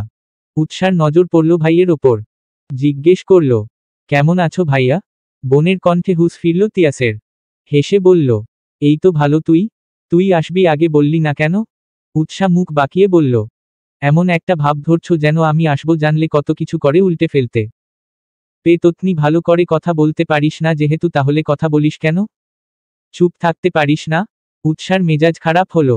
বলল, আমার যেভাবে ইচ্ছে সেভাবে কথা বলবো, তোমার কি? আমার রুমের দরজায় এসেছো কেন? নিজের রুমে যাও। তিয়াস মুখ ঝমটা দিয়ে বলল, আমার ইচ্ছে নেই তোর রুমে বসে থাকার। আমি নিজের রুমেই যাচ্ছিলাম। মাঝে পেতনির শব্দ পেয়ে দেখতে এলাম আমাদের বাড়িতে পেতনি এলো কি করে? উৎসা চেঁচিয়ে উঠে বলল, ভাইয়া। তিয়াস ততক্ষণে হাওয়া। উৎসার আগে ফোঁস ফোঁস করতে করতে বিছানায় যেয়ে বসল। এর মাঝেই ডাক পড়ল নিচ থেকে, তনা বেগম ডাকছে উৎসাকে। তানজিলাকে বসতে বলে উৎসা নিচে নেমে এলো। তনা বেগম রাতের জন্য রান্না করছেন। মেহরাবের কি কি পছন্দ সেটা জানতে চাইছেন। মেয়ের জামাইকে তার পছন্দ মতো রেঁধে বেড়ে খাওয়াবে। ছেলেটা কত দিন তাদের বাড়ি আসে না। উৎসা কোমরে হাত গুজে বলল, মেয়ের জামাইয়ের জন্য এত আয়োজন? আমি যে এত দিন পর বাড়ি আসছি সেই খেয়াল আছে তোমার? নিজের মেয়ের চেয়ে পরের ছেলে বেশি হলো তোমার কাছে? যাও, আর আসবই না তোমাদের বাড়ি। নাটক না করে যেত জিজ্ঞেস করেছি সেটা বল। ছেলেটাকে রান্না করে খাওয়াবো না তো তোকে খাওয়াবো? এমন ভাবে করছিস যেন তুই খাবি না। উৎসার আগে গজ গজ করতে করতে মেহরাবের পছন্দের খাবারের নাম বলে সিঁড়ি বেয়ে ওপরে উঠে এলো। মনে মনে বিড়বিড় করে বলছে, উৎসা রে, তোর আর এই বাড়িতে কদর নেই। এখন এই বাড়িতে ওই বজ্জাতটাকে আদর করা হবে। তুই এ বাড়ির পর হয়ে গিয়েছিস। রাগে নাকের পাটা ফুলে ফেপে উঠছে। রাগে ফোঁস ফোঁস করতে করতে বলল, আর আসবই না এ বাড়ি। তখন দেখব মেয়ে জামাইকে নিয়ে আদিক্ষেতা করো কি করে। রেগে মেগে রুমের পর্দা সরাতেই উৎসা থমকে গেল। অপ্রত্যাশিত কিছু দেখে ফেলেছে যেন। চোখ বড় বড় করে তাকিয়ে রইল সামনের দিকে। শান্ত পরিবেশ, থমকে আছে সব কিছু। উৎসার সামনে মাথা নিচু করে দাঁড়িয়ে আছে তানজিলা। ওর থেকে একটু দূরে দাঁড়িয়ে আছে তিয়াস। একটু আগে তনা বেগমের সাথে রাগ করে রাগে গজ গজ করতে করতে রুমে আসতেই উৎসার চক্ষু চড়ক গাছে। তানজিলা কাবার্ডের সাথে চিপকে দাঁড়িয়ে আছে। কাবার্ডের দুই পাশে দুই হাত হাত রেখে তিয়াস তানজিলাকে আটকে রেখেছে। তানজিলার চোখে মুখে ভীতি। ভীতু কণ্ঠে বলল, কি করছেন তিয়াস ভাই? উৎসা এখনই এসে পড়বে। তিয়াস তানজিলার ঠোঁটের ওপর আঙ্গুল রেখে ওকে চুপ করিয়ে দিয়ে বলল, হুসস চুপ থাকো। বনু এখন আসবে না। আম্মু ওকে ডেকেছে। তাও যদি চলে আসে? তুমি দয়া করে একটু চুপ করো। চুপ করে আমায় একটু দেখতে দেও তো, কতদিন দেখি না তোমায়। এভাবে খিলখিল করে হেসে যে আমার বুকে আগুন জ্বালিয়ে দিলে এখন সেই আগুনে পানীয় তোমায় ঢালতে হবে। এখন 2 মিনিট চুপ করে দাঁড়াও তো, দুচোখ ভরে তোমায় দেখি। তিয়াসের জারিজুরির কাছে তানজিলার মতামত টিকল না। তিয়াস নাছোড় বান্দা। হঠাৎ তানজিলার চোখ পড়ল দরজার দিকে। সাথে সাথে চক্ষু ছানা বড়া হয়ে গেল। অস্ফুট স্বরে বলল, উৎসা। তিয়াস দুষ্টুমির ছলে বলল, তুমি কি ভেবেছ উৎসার নাম করে ছাড়া পেয়ে যাবে? তাহলে আপনার ধারণা ভুলে ম্যাডাম। এত সহজে ছাড়ছি না আমি আপনাকে। অনেক দিন পর বাগে পেয়েছি আপনাকে। উৎসা ডেকে উঠল, ভাইয়া। তিয়াস চমকে উঠে ফতাফত তাকালো। ভূত দেখার মতো চমকে উঠে এক লাফে ছিটকে তানজিলার থেকে দূরে সরে গেল। উৎসা দরজার সাথে হেলান দিয়ে দাঁড়ালো। তিয়াস তানজিলাকে বলল, আমি যা দেখছি তুমিও কি তাই দেখতে পাচ্ছ? তানজিলা জিভ দিয়ে ঠোঁট ভিজিয়ে বলল, আজ্ঞে। উৎসার সামনে দুজন অপরাধীর ন্যায় মাথা নিচু করে দাঁড়িয়ে আছে। উৎসা একবার দুজনে দিকে তাকালো। ক্ষুব্ধ কণ্ঠে বলল, তোমরা দুজন একসাথে কি করছিলে? তানজিলা কাপা কাপা কণ্ঠে বলল, কিছু না। তিয়াস ভাই তোকে খুঁজতে এসেছিল। উৎসা বুকে হাত বেঁধে দাঁড়ালো। তানজিলাকে ভেঙিয়ে বলল, আমায় খুঁজতে এসেছে, তোকে দেখার জন্য ছটফট করেছিল তাই না? মিথ্যা বলার জায়গা পাস না? কানের নিচে একটা দিব দেখবি 1 সপ্তাহ কানে শুনতে পাবি না। তানজিলা কোনো জবাব দিল না। উৎসা পুনরায় জিজ্ঞেস করল, কতদিনের সম্পর্ক তোমাদের? কতদিন ধরে চলছে তোমাদের প্রেমলীলা? তানজিলা মিনিমিনে কণ্ঠে বলল, দোস্ত তুই যেমনটা ভাবছিস তেমনটা না। উৎসা ওর দিকে এক প্রকার তেড়ে গেল। বলল, তাহলে কেমনটা? নাটক করিস আমার সাথে? আমি কিছু বুঝি না ভেবেছিস? ভালোয় ভালোয় যেটা জিজ্ঞেস করছি সেটা বল, না হয় থাপোপর মেরে তোর 32টা দাঁত আমি ফেলে দিব বেয়াদব। তানজিলা কিছু বলার আগে তিয়াস জবাব দিল, 4 বছর। তিয়াসের জবাব শুনে উৎসা ধপ করে বিছানায় বসে পড়ল। ওর বেস্ট ফ্রেন্ড আর ভাই ওর দৃষ্টির অগোচরে এতদিন প্রেম করে গেল আর ও কিনা জানতেই পারল না দুজন ওর সাথে এমনটা করতে পারল। ওকে জানালে ও কি বাধা দিত? উৎসা হতাশ কণ্ঠে বলল, তোমরা দুজন এতদিন যাবৎ সম্পর্কে আছো আর আমায় বললেও না? কি সুন্দর দুজন আমার সামনে ঢং করে গেলে। আমাকে একবার জানানোর প্রয়োজন বোধ করলে না? আমি তোমার কাছে পর হয়ে গেছি তাই না? তাই জন্যই আমায় কিছু জানাওনি। আমি কে যে আমায় জানাবে? তিয়াস বলল। আমি জানাতে চেয়েছিলাম ও। উৎসা তিয়াসকে চুপ করিয়ে দিয়ে বলে উঠল। তুমি চুপ করো।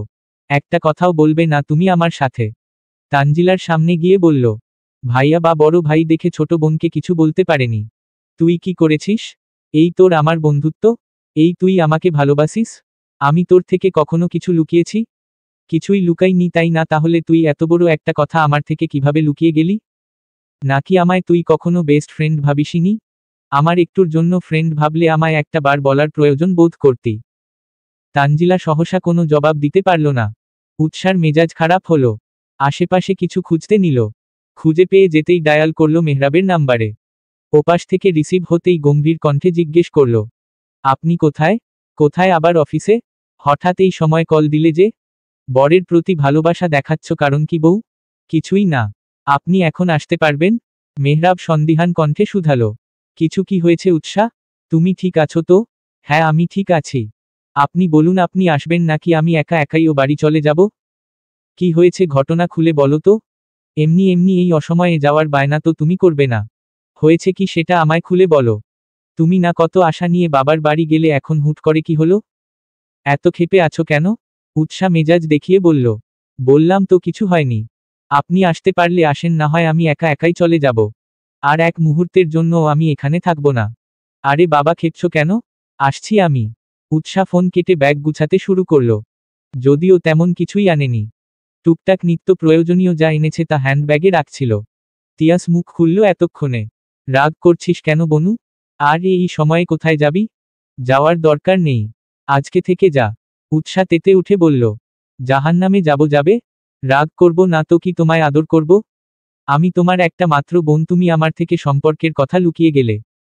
আমাকে জানালে আমি কি তোমাদের বাধা দিতাম নাকি অমত করতাম? তোমরা আমায় বিশ্বাস ভরসা কোনোটাই করো না। এখানে থেকে আমি কি করব? এখানে আমার কেউ নেই। সবাই পর হয়ে গেছে। এই জন্যই বলে মেয়ে বিয়ের দিলে পর হয়ে যায়, এখন সেটা টের পাচ্ছি। আমার কেউ নেই এই বাড়িতে। আমি আর আসবো না এখানে। উৎসা কণ্ঠ কাঁপছে। কান্না কান্না ভাব। মেয়েটা বড্ড কষ্ট পেয়েছে। নিজের সবচেয়ে কাছের দুজন মানুষ ওকে বিশ্বাস করেনি। ওকে জানায়নি সেই কষ্ট ওকে পীড়া দিচ্ছে। তানজিলা মাথা নিচু করে দাঁড়িয়ে রইল। ওর বলার মতো কিছুই নেই। সত্যিই তো মেয়েটা ওকে সবকিছু শেয়ার করেছে, ওর কাছ থেকে কিছুই লুকায়নি। সেখানে ও ওকে কিছুই জানায়নি। উৎসার অভিমান কষ্ট পাওয়াটা স্বাভাবিক। কিন্তু ওই বা কি করবে? তিয়াসকে প্রথম থেকে ওর ভালো লাগতো। কিন্তু কখনো বলেনি।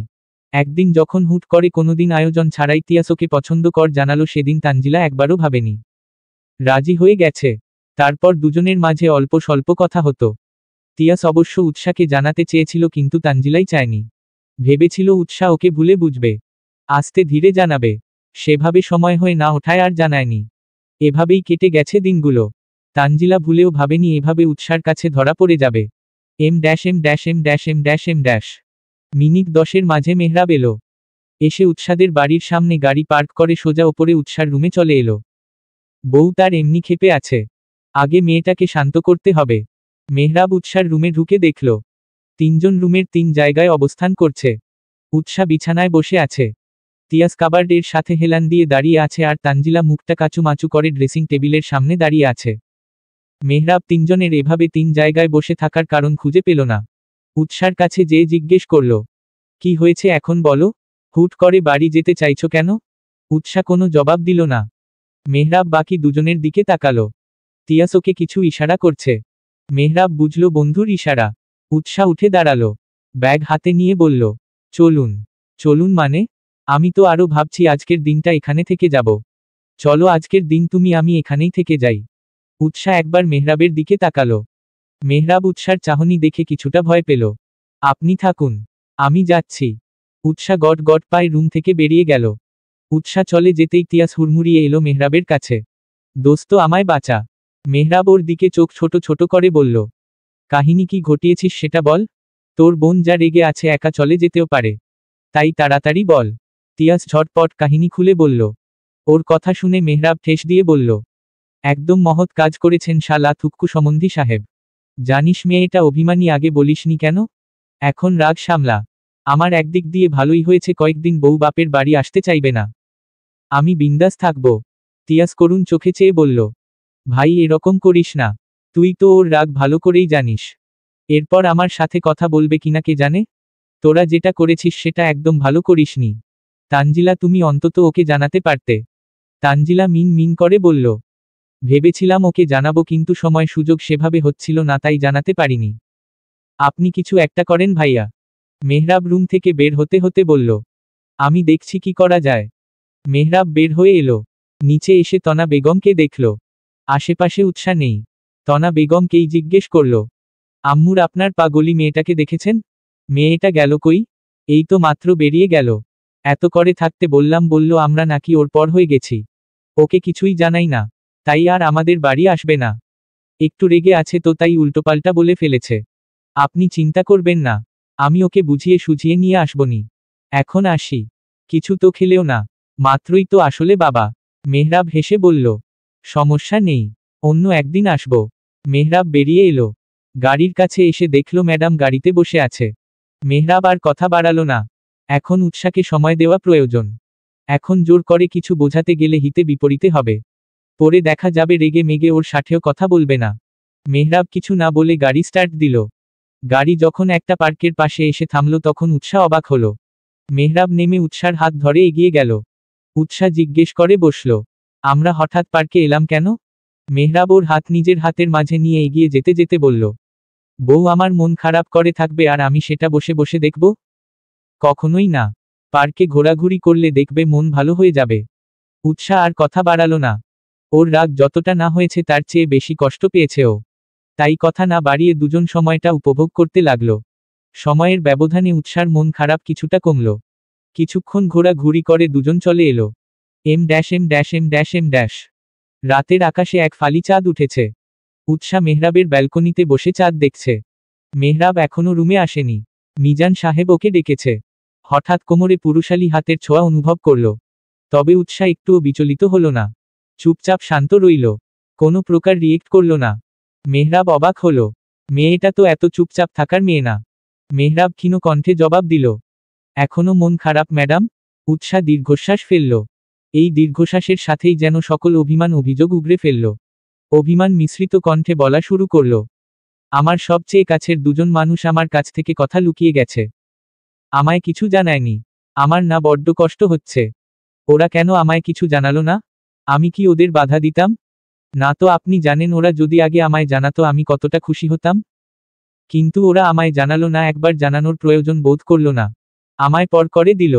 আমার যতটা না ওদের ওপর রাগ হচ্ছে তার চেয়ে বেশি কষ্ট হচ্ছে। মেহরাব উৎসার সান্ত্বনা দিয়ে বলল, আরে ওরা বুঝতে পারেনি তুমি এতটা কষ্ট পাবে।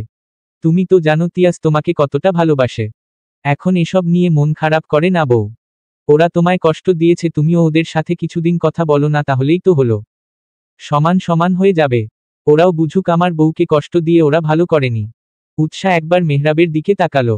মেহরাব ভয় আছে মেয়েটা না আবার ওর ওপর রেগে যায়, তবে মেহরাবের ধারণা ভুল প্রমাণিত হলো। উৎসাহ লাফিয়ে উঠে মেহরাবের গলা জড়িয়ে ধরল। উচ্ছিস কণ্ঠে বলল, এই না হলে আমার বর। আপনি একদম আমার মনের কথা বলেছেন। এখন আমিও ওদের সাথে কথা বলবো না। ওরাও বুঝুক। আপনি কি সুন্দর একটা বুদ্ধি দিলেন। এই জন্যই তো আমি আপনাকে এত ভালোবাসি। Love you. উৎসাহ কি বলল সেটা ওর খেয়াল নেই। খুশির দাপটে বলে ফেলেছে। তবে কথাটা মেহরাব লক্ষ্য করল। উৎসার কোমরে থাকা হাতের বাঁধন গাঢ় করে ঝুঁকল ওর দিকে। ফিসফিস করে বলল, মাত্র কি বললে? উৎসাহ থতমতো খেয়ে গেল। তোতলানো স্বরে জিজ্ঞেস করল, কি বলেছি? তুমি আমায় ভালোবাসো? উৎসাহ সহসা কোনো জবাবও দিতে পারল না। চুপ মেরে গেল। মেহরাব উৎসার চোখে চোখ রেখে জিজ্ঞেস করল, are you sure Mrs Mehrab? উৎসাহ তোতলানো স্বরে বলল, মুখ ফসকে বেরিয়ে গেছে। যাও, এবারের মতো ছেড়ে দিলাম। মেহরাব উৎসার দিকে তাকিয়ে হেসে বলল, যত যাই হোক কখনো মন খারাপ করে থাকবে না। তোমাকে মন খারাপে মানায় না মেয়ে। তোমাকে হাসি মুখেই মানায়। তোমাকে মানায় ঝগড়ায় তেজি কণ্ঠে মানায়। তুমি কি জানো তোমার মন খারাপ কাউকে বড্ড বাজেভাবে আঘাত করে? তোমার মুখ ভার হলে তার পুরো দুনিয়া আধার হয়ে আসে। তার বুকে অসহ্য যন্ত্রণা হয়। মনে হয় কেউ তার বুকে পাথর চাপিয়ে দিয়েছে। তাই তার ভালোর জন্য হলেও তোমার হাসি মুখটা দরকার। উৎসাহ মন দিয়ে শুনল মেহরাবের কথাগুলো। মানুষটা যে নিজের কথা বলছে এটা বুঝতে উৎসার একটুও সময় লাগলো না। মেহরাব পুনরায় বলল, তাহলে আর কখনো মুখ ভার করে থাকবে না? উৎসা মাথা নেড়ে সাই জানালো। মেহরাব আলতো করে এগিয়ে গিয়ে ওষ্ঠ ছুঁয়ে দিল উৎসার কপালে। মিনিটের ব্যবধানে উৎসার সকল অভিমান সরে গিয়ে মুখে ভর করল লাজুকতা। মেহরাব মুগ্ধ চোখে তাকালো প্রেয়সীর লাজুক বদনে। মেয়েটার খুশিতেই তো ওর খুশি। চলবে।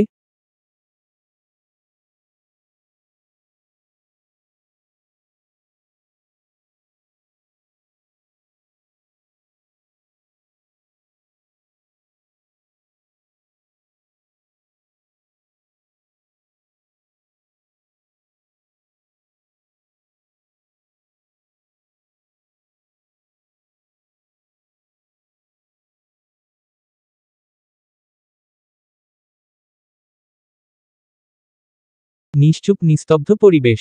কারো মুখে কোনো রা নেই। নাকে ভেসে আসছে ফিনাইলের তীব্র বাজে গন্ধ। হসপিটালের করিডোরে পড়ে রয়েছে সাদা কাপড়ে ঢাকা দেহ বিশিষ্ট স্ট্রেচার। কেউ সাহস করে এগিয়ে যাচ্ছে না। সবাই যেন থমকে গেছে। থমকে আছে পরিবেশ। সবার নিশ্চুপ থমকে যাওয়ার মাঝে সাহস করে উঠে দাঁড়ালো উৎসাহ। কাপা কাপা পা এগিয়ে চলল সামনের দিকে। ওকে দেখে মনে হচ্ছে মেয়েটা নিজের মাঝে নেই, ঘোরের মাঝে আছে। এক পা করে এগিয়ে যেয়ে স্ট্রাচারের সামনে গিয়ে দাঁড়ালো। কম্পনরত হাত বাড়িয়ে দিয়ে ছুতে চাইল সাদা কাপড়ে মোড়ানো মানুষটাকে, তবে ওর অনিয়ন্ত্রিত হৃদস্পন্দন, অস্বাভাবিক শ্বাস প্রশ্বাস ওকে সেটা করতে দিল না। কেঁপে উঠল উৎসার ছোট অন্তরাত্মা। উৎসাহ কম্পনরত কণ্ঠে বলল, মেহরাব, এই মেহরাব, আপনি শুনছেন আমার কথা? এই কথা বলুন না, আপনি এভাবে শুয়ে আছেন কেন? আপনার কি হয়েছে? আপনার কিছুই হয়নি। আপনি উঠে বসুন, কথা বলুন আমার সাথে। এই দেখুন, আমি আপনার নাম্বার ধরে ডাকছি, আপনার কথা শুনতে চাইছি। আপনি আমায় ফিরিয়ে দিবেন? কথা বলবেন না আমার সাথে? এমন করছেন কেন আপনি আমার সাথে? উৎসাহ একটু থামল। অতঃপর আবার বলা শুরু করল, আপনি আমায় ইচ্ছে করে জ্বালাচ্ছেন তাই না? আমি আপনাকে এতদিন জ্বালিয়েছি বলে আপনিও আমায় জ্বালাচ্ছেন তাই না? যেই বুঝছেন আমি আপনার প্রতি দুর্বল হয়ে গেছি সেই আমায় ঝালানো শুরু করেছেন তাই না? আপনি আমাকে যত ইচ্ছে জ্বালান, তবুও উঠুন, কথা বলুন আমার সাথে। এই মেহরাব, শুনছেন? উঠুন না। উৎসাহ এবার মাহিনের কাছে গেল। মাহিন পাথরের ন্যায় দাঁড়িয়ে আছে। উৎসাহ মাহিনের কাছে যেয়ে অভিযোগের সুরে বলল, ভাইয়া, তোমার ভাইকে উঠতে বলো। ওনাকে আমার সাথে কথা বলতে বলো। তুমি না বলেছ তোমার ভাইকে বকে দিবে? উনি কেন আমার সাথে কথা বলছেন না সেটা জিজ্ঞেস করো। ভাইয়া, বলো না ওনাকে উঠতে, আমার সাথে কথা বলতে। মাহিন কিছু বলতে পারল না। তবুও অনেক কষ্টে নিজেকে সামলে কোনো মতে বলল, উৎসাহ বোন, আমার পাগলামো করে না। একটু শান্ত হও। শুনলে তো ডক্টর কি বলল? উৎসাহ চিৎকার করে বলে উঠল, ডক্টরের কি বলেছে? ওনার কথা আমি মানি না। মিস্টার মেহরাবের কিছু হতে পারে না। তোমার ভাই ইচ্ছে করে আমায় জ্বালাচ্ছে। একটু পর দেখবে উনি উঠবেন, আমার সাথে কথা বলবেন। ওনার কিছু হয়নি। উনি কলে আমায় বলেছে উনি সকাল সকাল আমার কাছে চলে আসবে। উনি ওনার কথা রাখবে। তোমার ভাইয়ের কিছু হতে পারে না, কিছু হতে না ওনার। উৎসাহ পাগলামো করছে। পাগলের ন্যায় আচরণ ওর। কোনো উন্মাদ সত্তা যেন ভর করছে ওর ওপর। উৎসাহ যেন ওর মাঝে নেই। পাগলের ন্যায় প্রলাপ বকছে। ওনাকে আমার কাছে ফিরতেই হবে। ওনার কিছু হতে পারে না ওনার কিছু হতে। বলতে বলতে উৎসার কণ্ঠে ক্ষীণ হয়ে আসে। শরীর আর সায় দিচ্ছে না। চোখগুলো কান্না করতে করতে বুঝে এসেছে শরীর সকল ভার ছেড়ে দিতে চাইছে। ক্লান্তি আসে ভর করছে শরীরে। উৎসাহ নিজেকে সামলানোর আপ্রাণ চেষ্টা করল। তবে ব্যর্থ হল। ধীরে ধীরে ঢলে পড়ে যেতে নিল। উৎসাহ পড়ে যেতে নিলে কেউ একজন দূর থেকে দৌড়ে এলো। পড়ে যাওয়ার আগেই নিজের প্রেয়সীকে বুকে আগলে নিল। এম। শুভ্র রঙা হসপিটালের বেডে অবচেতন হয়ে পড়ে আছে উৎসাহ। মেয়েটার জ্ঞান ফিরার কোনো লক্ষণই দেখা যাচ্ছে না। স্যালাইন চলছে। কেটে গেছে 2 ঘন্টা। তবুও উৎসার জ্ঞান ফিরার কোনো লক্ষণই নেই। একই ভঙ্গিতে পড়ে রয়েছে হসপিটালের বেডে। একটু দূরে সোফায় বসে আছে এক মানব। মুখে তার চিন্তার রেশ। কপালে পড়েছে বেশ কয়েকটা ভাঁজ। 2 হাতের ওপর ভর করে থুতনি রেখে সেই কখন থেকে অপেক্ষার প্রহর গুনছে। না, মেয়েটার জ্ঞান ফিরার কোনো নামই নেই। মানব আর ধৈর্য ধরতে পারল না। হন্তদন্ত হয়ে চিৎকার করে ডাকল নার্সকে। সেকেন্ডের ব্যবধানে একজন নার্স এসে তার সামনে দাঁড়ালো। মানব গম্ভীর কণ্ঠ অধৈর্য নিয়ে একবার হাতে থাকা ঘড়ির দিকে দৃষ্টি দিয়ে শুধালো, ওর এখনো জ্ঞান ফিরছে না কেন? 2 ঘন্টা হয়ে গেছে, এখনো কেন জ্ঞান ফিরছে না? শেষের কথাটা যেন একটু ধমক দিয়েই জিজ্ঞেস করল। নার্স কেঁপে উঠল।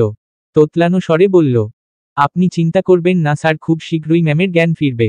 আপনি একটু অপেক্ষা করুন। খুব শীঘ্রই করতে করতে 2 ঘন্টা কেটে গেল। আর কত অপেক্ষা করব? মানবের চিৎকারে বাহির হতে মাহিন ছুটে এলো। বলল, শান্ত হো, উৎসার জ্ঞান ফিরবে। এখানে তো ওনাদের কোনো দোষ নেই। শুধু শুধু ওনাদের ওপর রাগ ঝাড়ছিস কেন? রাগ ঝাড়ব না তো কি করব? তুমি বুঝতে পারছো আমার বউ 2 ঘন্টা যাবত অজ্ঞান হয়ে আছে, আমার অনুভূতি কেমন? পাগল লাগছে আমার। বুকের ভেতর যন্ত্রণা হচ্ছে। মেয়েটা না জানি কি অবস্থায় ছিল সে সময়। দুটোই পাগল, একজনের থেকে আরেকজন কম না। মাহিন ইশারায় নার্সকে চলে যেতে বলল। নার্স চলে যেতেই শান্ত কণ্ঠে বলল, শান্ত হ, খুব শীঘ্রই উৎসার জ্ঞান ফিরবে। মিলিয়ে নিস আমার কথা। মাহিন যেভাবে এসেছিল ঠিক সেভাবেই চলে গেল। মানব এক পা করে এগিয়ে গিয়ে বেডের পাশে বসল। অতঃপর হাতের মুঠোয় পুরে নিল প্রেয়সীর হাত। চুমু খেল হাতের উল্টো পিঠে। অতঃপর হাতখানা স্পর্শ করালো বুকে। এতক্ষণে কিছুটা শান্তি লাগছে। এম। চোখের পাটা কাঁপছে। উৎসার জ্ঞান ফিরে এসেছে। পিট করে চোখ খোলার চেষ্টা করল। চোখের সামনে ভেসে উঠল পুরুষালী বুক। আশেপাশে তাকিয়ে নিজের অবস্থান বোঝার চেষ্টা করল। নিজেকে পুরুষালী আলিঙ্গনে আবিষ্কার করতেই চমকে উঠল। কে এই পুরুষ? ওকে এভাবে জড়িয়ে ধরেছে কেন? ধরফর করে উঠে বসতে চাইল উৎসা। তবে পারল না। ব্যর্থ হয়ে পড়ে গেল পুরুষটির বুকে। উৎসা ছুটোছুটি শুরু করল। পুরুষটির ঘুমে ব্যাঘাত ঘটল যেন। নিশ্চিন্তে একটু চোখ বুজেছিল। ঘুমের রেশ না কাটিয়েই বলল, ব্যাঙের মতো না লাফালাফি করে একটু ঘুমাতে দেও তো। উৎসা থমকে গেল। ও কানে ঠিক শুনল তো নাকি ভ্রম? মনে করার চেষ্টা করল জ্ঞান হারানোর আগের স্মৃতি। একটু চেষ্টা করতেই স্মরণ হতো বিভৎস ঘটনা। উৎসার ভিতরটা নড়ে উঠল। এটা কি সত্যি? নাকি ওর স্বপ্ন বা কল্পনা? ও ঠিক শুনল তো? না, কল্পনা হওয়ার সুযোগ নেই। মানুষটা এখনো ওকে শক্ত আলিঙ্গনে জড়িয়ে রেখেছে। উৎসার বিশ্বাস হলো না। মানুষটাকে ঠেলতে ঠেলতে বলল, কে আপনি? পর নারীকে এভাবে জড়িয়ে ধরতে লজ্জা লাগছে না? ছাড়ুন বলছি। অসভ্য লোক। উৎসার যন্ত্রণায় মানুষটা উঠে বসল। ঘুম কণ্ঠে বলল, নিজের 3 কবুল পরা বউকে জড়িয়ে ধরেছি, কোনো পর নারীকে না। মানুষটা উঠে একদম উৎসার বরাবর বসল। এতক্ষণ মানুষটার মুখ দেখা যায়নি। এখন পুরাপুরিভাবে স্পষ্ট। উৎসা থমকে গেল। ওর মুখ থেকে কোনো কথা বের হলো না। কাঙ্ক্ষিত মানুষটাকে এত প্রতীক্ষার পর নিজের দুচোখের সামনে দেখে ওর কথা বলা বন্ধ হয়ে গেছে। হারিয়ে ফেলেছে কথা বলার ভাষা। সকল কথা যেন গলায় আটকে গেছে। কথা বলার ভাষা হারিয়ে ফেলেছে উৎসা। নিশ্চল চোখে নিষ্পলকভাবে চেয়ে রইল সামনে বসা পুরুষটির দিকে। উৎসা একবারের জন্য মনে হচ্ছে মানুষটা সত্যি সত্যি ওর সামনে বসে আছে। পরক্ষণেই সেই সময়ের বিষাক্ত ঘটনা মনে পড়তেই মনে হচ্ছে এটা ওর কল্পনা। ও মনে হয় স্বপ্ন দেখছে। স্বপ্ন ভেঙ্গে গেলে আগের সব ঘটনা পুনরাবৃত্তি হবে। মনের মাঝে এক রাশ আশঙ্কা নিয়ে দুরু কাঁপতে থাকা বুকে সাহস জুগিয়ে হাত বাড়িয়ে দিল মেহরাবের পানে। উৎসার হাত কাঁপছে। যেমন তেমন ভাবে না, অসম্ভব রকম কাঁপছে মেয়েটার হাত। উৎসা কাঁপা হাত নিয়ে রাখল মেহরাবের গালে। মেহরাব বুঝতে পারল উৎসার মাঝে বয়ে চলা ঝড়ের অস্তিত্ব। উৎসা কম্পনরত কণ্ঠে বলল, আপনি? হ্যাঁ আমি ছাড়া অন্য কারো থাকার কথা ছিল নাকি? উৎসার এখনো বিশ্বাস হচ্ছে না যে মেহরাব ওর সামনে বসে আছে। উৎসা ফের বলল, আপনি কি সত্যিই আমার সামনে বসে আছেন? নাকি এটা আমার স্বপ্ন বা কল্পনা? আপনি আবার উধাও হয়ে যাবেন না তো ঘুম ভেঙ্গে দেখব আপনি নেই।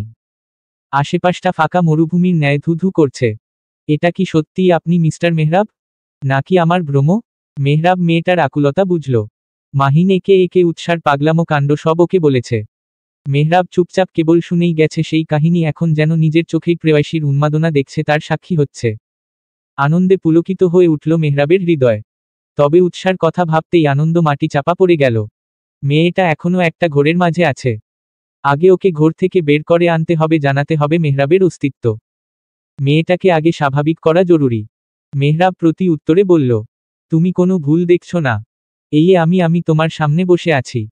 তোমার মিস্টার মেহরাব তোমার সামনে বসে আছে মিসেস মেহরাব। উৎসার এখনো বিশ্বাস হচ্ছে না।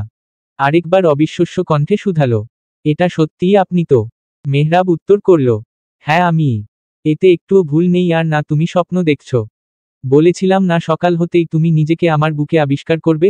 আমার কথা মিলল তো? উৎসা ঝাঁপিয়ে পড়ল মেহরাবের বুকে। শক্ত করে জড়িয়ে ধরল মেহরাবকে। হঠাৎ এমন আক্রমণে মেহরাব একটু পিছিয়ে গেল। ও ভাবেনি হুট করে উৎসা এমন আক্রমণ করে বসবে। নিজেকে সামলে নিয়ে ও নিজেও উৎসাকে জড়িয়ে ধরল। উৎসা শক্ত করে জড়িয়ে ধরে রেখেছে মেহরাবকে, যেন ছেড়ে দিলেই মেহরাব আগের ন্যায় হারিয়ে যাবে। সেই ভয় মেয়েটাকে কুরে খাচ্ছে। জড়িয়ে ধরা অবস্থায় উৎসা বলা শুরু করল। আপনি সেই সময় কথা বলছিলেন না কেন? এমন চুপ করে গিয়েছিলেন কেন? জানেন কতবার ডেকেছিল আপনাকে? আপনি একটা পাষাণ এতবার ডাকার পরও একবারও সাড়া দেননি। উল্টো আমায় কিভাবে আরো ঝালানো যায় সেই ফন্দি এঁটে বসেছেন। আপনি জানেন সেই সময় আমার কেমন অনুভূতি হচ্ছিল? ডাক্তার যখন বলল পেশেন্টকে বাঁচানো যায়নি শুনে আমি স্তব্ধ হয়ে গিয়েছিলাম। দম বন্ধ হয়ে আসছিল। হাত বা অবশ হয়ে যাচ্ছিল। মস্তিষ্ক কাজ করছিল না। কেমন অনুভূতি হয়েছে বলে বোঝানোর মতো না। আপনি পাষাণ মানুষ, আপনি বুঝবেন না। ইচ্ছে করে জ্বালিয়েছেন আমায়। আপনার সাথে আমার কোনো কথা নেই। ছাড়ুন ছাড়ুন আমায়।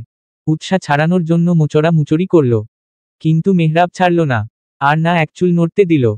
একইভাবে মিশিয়ে রেখে বলল, কার এত সাহস বলো যে তোমায় জ্বালাবে? মেহবারের মিসেসকে জ্বালাবে? উৎসা গাল ফুলিয়ে বলল, কে আবার? আপনি। অবাক হওয়ার ভান করে মেহরাব বলল, আমি? আমি আবার কি করলাম? উৎসা চোখ পাকিয়ে বলল, এত কাণ্ড ঘটানোর পর বলছেন আপনি কি করলেন? আমি ভাবলাম কি না কি হলো। টেনশনে মাথা ফেটে যাচ্ছিল, এখানে এসে দেখি সাহেব দিব্যি আছে আমায় দুশ্চিন্তায় রাখার পয়তারা সব। মেহরাব উৎসাকে নিজের থেকে সরালো। ইশারায় কপাল ইঙ্গিত করে বলল, তোমার কি মনে হয় আমি ইচ্ছে করে এত কিছু করেছি? তোমায় টেনশনে রেখেছি? উৎসা মেহরাবরের ইশারায় তাকালো না, মুখ ঘুরিয়ে নিল। ভেংচি কেটে বলল, তা নয় তো কি? মেহরাব উৎসার থুতনিতে হাত রেখে ওকে নিজের দিকে ফিরালো। অতঃপর বলল, এরপরও বলবে আমি তোমায় ইচ্ছে করে কষ্ট দিয়েছি? উৎসাপূর্ণ দৃষ্টিতে তাকালো মেহরাবের দিকে। চোখ গিয়ে আটকালো মাথার ব্যান্ডেজের দিকে। উৎসা এতক্ষণ খেয়ালই করেনি। ও তো ব্যস্ত ছিল মানুষটার অস্তিত্ব প্রমাণ করতে। হাত বাড়িয়ে ছুঁয়ে দিল মেহরাবের ব্যান্ডেজ। পুরো কপালে ছেয়ে আছে শুভ্র রঙা ব্যান্ডেজে। ব্যথা করছে? এতক্ষণ করছিল। প্রেয়সীর ছোঁয়া পেয়ে ব্যথা প্রশমিত হয়ে গেছে। অসভ্য লোক। উৎসার কথায় হো হো করে শব্দ করে হেসে উঠল মেহরাব। উৎসা মুগ্ধ দৃষ্টিতে তাকিয়ে রইল মেহরাবের প্রাণখোলা হাসির দিকে। মানুষটাকে এভাবে খুব কম হাসতে দেখেছে উৎসা। মেহরাব শব্দ করে কমই হাসে। ওর হাসি হলো মুচকি হাসি। ঠোঁট এলিয়ে হাসবে সব সময়। উৎসা মুগ্ধ কণ্ঠে বলে উঠল, আপনি সব সময় এভাবেই হাসবেন মেহরাব। আপনাকে হাসলে ভীষণ সুন্দর লাগে। মেহরাব ঝুঁকল উৎসার দিকে। বলল, তাই নাকি? হ্যাঁ। বউ যেহেতু বলেছে তাহলে তো হাসতেই হবে। তার সকল আবদার সার আখো পার। একটু থেমে কিছু মনে পড়তেই তড়িৎ গতিতে বলে উঠল, এক মিনিট তুমি আমায় নাম ধরে ডাকলে? আমি কি ঠিক শুনলাম? উৎসা ভরকে গেল। কি ভুল করেছে বুঝতেই জিভে কামড় দিল। কথা ঘুরাতে বলল, কই, আমি তো আপনাকে নাম ধরে ডাকিনি। আপনি বোধ হয় ভুল শুনেছেন। মেহরাব দৃঢ়কণ্ঠে বলল, উহু, আমি ভুল শুনিনি। আমি ঠিক শুনেছি। এখন তুমি স্বীকার করো। বললে বলেছি, এখন সে কথা বাদ দিয়ে কি হয়েছে সেটা বলুন। কথা বলছিলেন না কেন আপনি? এরপর কতবার কল দিয়েছি জানেন? মেহরাব বলা শুরু করল, কাল তোমার সাথে যখন কথা বলছিলাম এমন সময় সামনে তাকিয়ে দেখি একটু দূরেই একটা বড় শর্ট ট্র্যাক ধেয়ে আসছে আমার দিকে। সম্ভবত ট্রাকের ড্রাইভার ড্রাঙ্ক ছিল। আঁকিয়ে বাঁকিয়ে গাড়ি চালাচ্ছিল। ও মুহূর্তে আমার মাথা কাজ করা বন্ধ করে দেয়। ট্র্যাকটা যখন আমার গাড়ি থেকে গুনে গুনে 10 হাত দূরে, সেই সময় স্তম্ভিত ফিরে আসে আমার। সাথে সাথে স্টিয়ারিং ঘুরিয়ে গাড়ি রাস্তার একপাশে নিয়ে আসার চেষ্টা করি। সামনে ছিল গাছ। ট্রাকের দিকে খেয়াল রাখতে গিয়ে সেটা খেয়াল করিনি। ফলস্বরূপ গাছের সাথে জোরে সরে ধাক্কা লাগে। স্টিয়ারিংয়ের সাথে মাথা যেয়ে আঘাত লাগে। সাথে সাথে আমি জ্ঞান হারাই। এরপর কি হয়েছে কিছুই জানি না আমি। মেহরাব একটু থামল। অতঃপর বলল, জ্ঞান ফিরতেই নিজেকে আবিষ্কার করি হসপিটালের বেডে। মাথাটা চিনচিন করছিল। মনে পড়ল সেই সময়ের কথা। নিজের অবস্থান বোঝার চেষ্টা করলাম। আশেপাশে কেউ নেই। কয়েক ঘন্টা পরে জ্ঞান ফিরেছে সেটাও জানি না। কেবিন থেকে বেরিয়ে হসপিটালের করিডোর ধরে এগিয়ে আসতে নিলে শুনতে পাই অতি পরিচিত কণ্ঠস্বর। তুমি আহাজারি করছো। তোমার কণ্ঠ শুনে একবার নিজের মনের ভ্রম ভেবে উড়িয়ে দেই। তারপর কি যেন মনে করে আবার এদিকে আসি। চোখ পড়ে ধীরে ধীরে ঢলে পড়ে যাওয়া তোমার দিকে। সাথে সাথে দৌড়ে আসি। তুমি ততক্ষণে জ্ঞান হারিয়েছ। তোমায় কেবিনে এনে স্যালাইন দেওয়া হয়। তারপরের ঘটনা তো তুমি জানো। এখন আমি তোমার সামনে। উৎসাহ করে তাকিয়ে মেহরাবের কথা শুনছিল। এত ঘটনা ঘটে গেছে বিগত কয়েক ঘন্টায়। উৎসা কিছু মনে পড়তেই জিজ্ঞেস করল, আপনার ফোনে কোথায়? মেহরাব পকেটে খুঁজল ফোন। কিন্তু পেল না। অতঃপর মনে পড়ল ড্রাইভিং করাই ফোন গাড়ির সামনে রেখে কথা বলছিল। বলল, হয়তো গাড়ির মধ্যে কোথাও পড়ে গেছে। উৎসা দীর্ঘশ্বাস ফেলে বলল, ফোন যেদিকে যায় যাক। আপনি সহি সালামতে আছেন এই অনেক। এর মাঝে দরজায় নক করল কেউ। উৎসাহ ছিটকে দূরে সরে গেল মেহরাবের থেকে। মাহিন এসেছে। দাঁত কেলিয়ে বলল, মিস্টার এন্ড মিসেস, আপনাদের কথা শেষ হলে আমরা বাসায় যেতে পারি? অনেকক্ষণ হলো তো, বাসায় সবাই নিশ্চয়ই টেনশন করছে। উৎসাহ মেহরাব একসাথে মাথায় নেড়ে সাই জানালো। তিনজন বেরিয়েছে পড়ল। কিছুটা এগিয়ে যেতেই, অপারেশন থিয়েটারের সামনে যেতেই নজরে এলো কন্দর্ত কিছু অপরিচিত মুখ। মাহিন জানালো, এরা ট্র্যাক ড্রাইভারের বাড়ির লোক। ট্র্যাক যেয়ে ধাক্কা খায় খাম্বার সাথে। ছেলেটার অবস্থা খারাপ ছিল। রাত হওয়ার সেই রাস্তা দিয়ে তেমন গাড়ি চলাচল করছিল না, তাই ছেলেটাকে হসপিটালে আনতে দেরি হয়ে গেছে। ছেলেটার বাড়ির লোকের কান্নার শব্দে উৎসার কলিজা খামচে ধরল। মনে পড়ে গেল কয়েক ঘন্টা আগে করা নিজের আহাজারির কথা। উৎসাহ মেহরাবের সাথে সেটে গেল। শক্ত হাতে আঁকড়ে ধরল মেহরাবের হাত। মেহরাব বুঝল মেয়েটার ভীতি, নিজেও উৎসাকে নিজের সাথে জড়িয়ে নিল। পা বাড়ালো সামনের দিকে। Em dash em dash em dash em dash. দেখতে দেখতে কেটে গেছে অনেকগুলো দিন। মেহরাব এখন পুরোপুরি সুস্থ। মাথার ব্যান্ডেজ খোলা হয়েছে 15 দিনের মাথায়। মেহরাবের সুস্থতার পিছনে উৎসার অবদান অনেক বেশি। মেয়েটা সব ভুলে এক মনে মেহরাবের সেবা যত্ন করেছে। সালেহা বেগম বলে বেড়ান, উৎসার সেবা যত্নেই নাকি তার ছেলে এত তাড়াতাড়ি সেরে উঠেছে। উৎসার হাত দুটো নিজের হাতের মাঝে নিয়ে বলেছেন, এভাবেই আমার ছেলেটাকে ভালোবেসে আগলে রাখিস মা। আমার পরে আমার ঘাড়ত্তারা ছেলেটাকে শুধুমাত্র তুই আগলে রাখতে পারবি। তুই ছিলিস বলেই ও এত তাড়াতাড়ি সুস্থ হয়ে উঠেছে। স্বয়ং আমিও হয়তো ওর এতটা খেয়াল রাখতে পারতাম না যতটা তুই রেখেছিস। তুই ওকে ছেড়ে কোথাও যাস না। তোকে ও অনেক ভালোবাসে। মায়ের মুখের ছেলের ভালোবাসার কথা শুনে লজ্জা পেল উৎসাহ। উৎসাকে লজ্জা পেতে দেখে সালেহা বেগম হাসলেন। মাথায় হাত রেখে হাত বুলিয়ে দিয়ে বললেন, এভাবেই দুজন সব সময় একে অপরকে ভালোবেসে আগলে রাখিস। উৎসাহ সেদিন লজ্জায় সালেহা বেগমের সামনে থেকে উঠে আসে। ও উঠে আসতেই সালেহা বেগম শব্দ করে হেসেই ফেলেন। হাসতে হাসতে বলেন, পাগলি মেয়ে একটা। ঘড়ির কাঁটা 12র ঘর পেরিয়ে গেলেই মেহরাবের জন্মদিন। উৎসাহ অনেক কিছু প্ল্যান করেছে। প্ল্যান মাফিক সব আয়োজন করেছে। এখন শুধু কাঙ্ক্ষিত ব্যক্তির অপেক্ষা। মেহরাব এলো 8টা নাগাদ। উৎসাহ ওকে কিছুই বুঝতে দিল না। রাত 12টা নাগাদ টেনে টুনে ছাদে নিয়ে এলো। সবাই একসাথে উইশ করল মেহরাবকে। সবাই মিলে কেক কেটে খাওয়া দাওয়া পর্ব শেষে রুমে ফিরল উৎসাহ। মেহরাব মাহিনের সাথে কি নিয়ে যেন কথা বলছে। উৎসাহ এসে দাঁড়ালো ব্যালকনিতে। আকাশে থালার ন্যায় পূর্ণিমার চাঁদ জল জল করছে। একটু পর পর হিমেল হাওয়া এসে ছুঁয়ে দিয়ে যাচ্ছে উৎসার শরীর।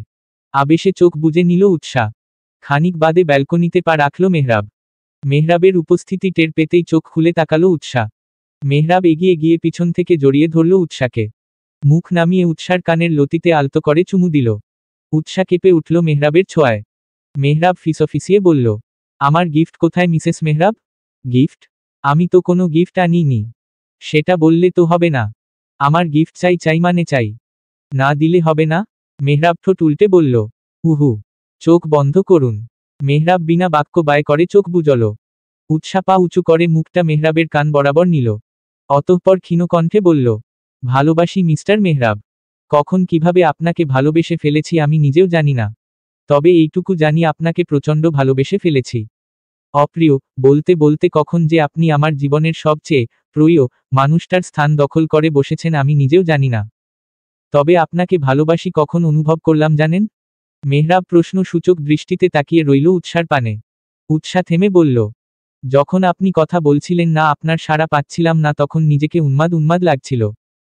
1 সেকেন্ডের জন্য মনে হচ্ছিল আপনি ছাড়া আমি বাঁচব না। আমার বেঁচে থাকার জন্য হলেও আপনাকে সুস্থ স্বাভাবিকভাবে আমার চাই। চাই মানে চাই। সেই মুহূর্তে যে অনুভব করলাম আপনি নামক মানুষটাকে আমি কতটা ভালোবেসে ফেলেছি। আপনি ছাড়া আর কোনো চিন্তায় আমার মাথায় আসছিল না।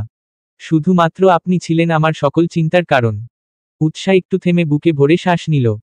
ফের বলল, ভালোবাসি। মেহরাব এতক্ষণ এক মনে শুনছিল উৎসার অনুভূতি। উৎসাহ থামতেই ধ্যান ভাঙল। অতঃপর বুকে হাত দিয়ে বলল, আপনার মুখে ভালোবাসি শব্দটা শুনতে পেরে আমি ধন্য মিসেস।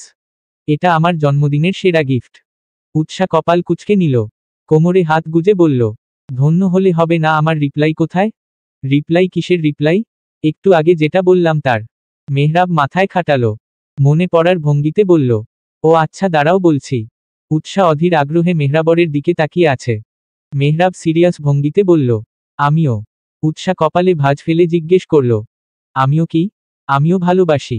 উৎসাহ মুখ ঘুরিয়ে নিল। ঠোঁট উল্টে বলল, এভাবে বললে হবে না। মেহরাব উল্টো দিকে ঘুরে দাঁড়িয়ে থাকা উৎসাহকে আলিঙ্গনে আবদ্ধ করল। থুতনি নিয়ে রাখল উৎসার ঘাড়ে। অতঃপর কণ্ঠে খাদে নামিয়ে বলল, আমিও আপনাকে অনেক অনেক ভালোবাসি মিসেস মেহরাব। এবার ঠিক আছে? উৎসা মাথা নেড়ে সাই জানালো। অতঃপর ফিক করে হেসে দিল। উৎসার সাথে সাথে মেহরাবও হেসে দিল। উৎসার হাসির শব্দ ঝংকার তুলেছে মেহরাবের বুকে। দূরের ওই আকাশের আর চন্দ্রও যেন হেসে উঠল ওদের সাথে। সাক্ষী হলো কপোত কপতির স্নিগ্ধ ভালোবাসার। সমাপ্ত।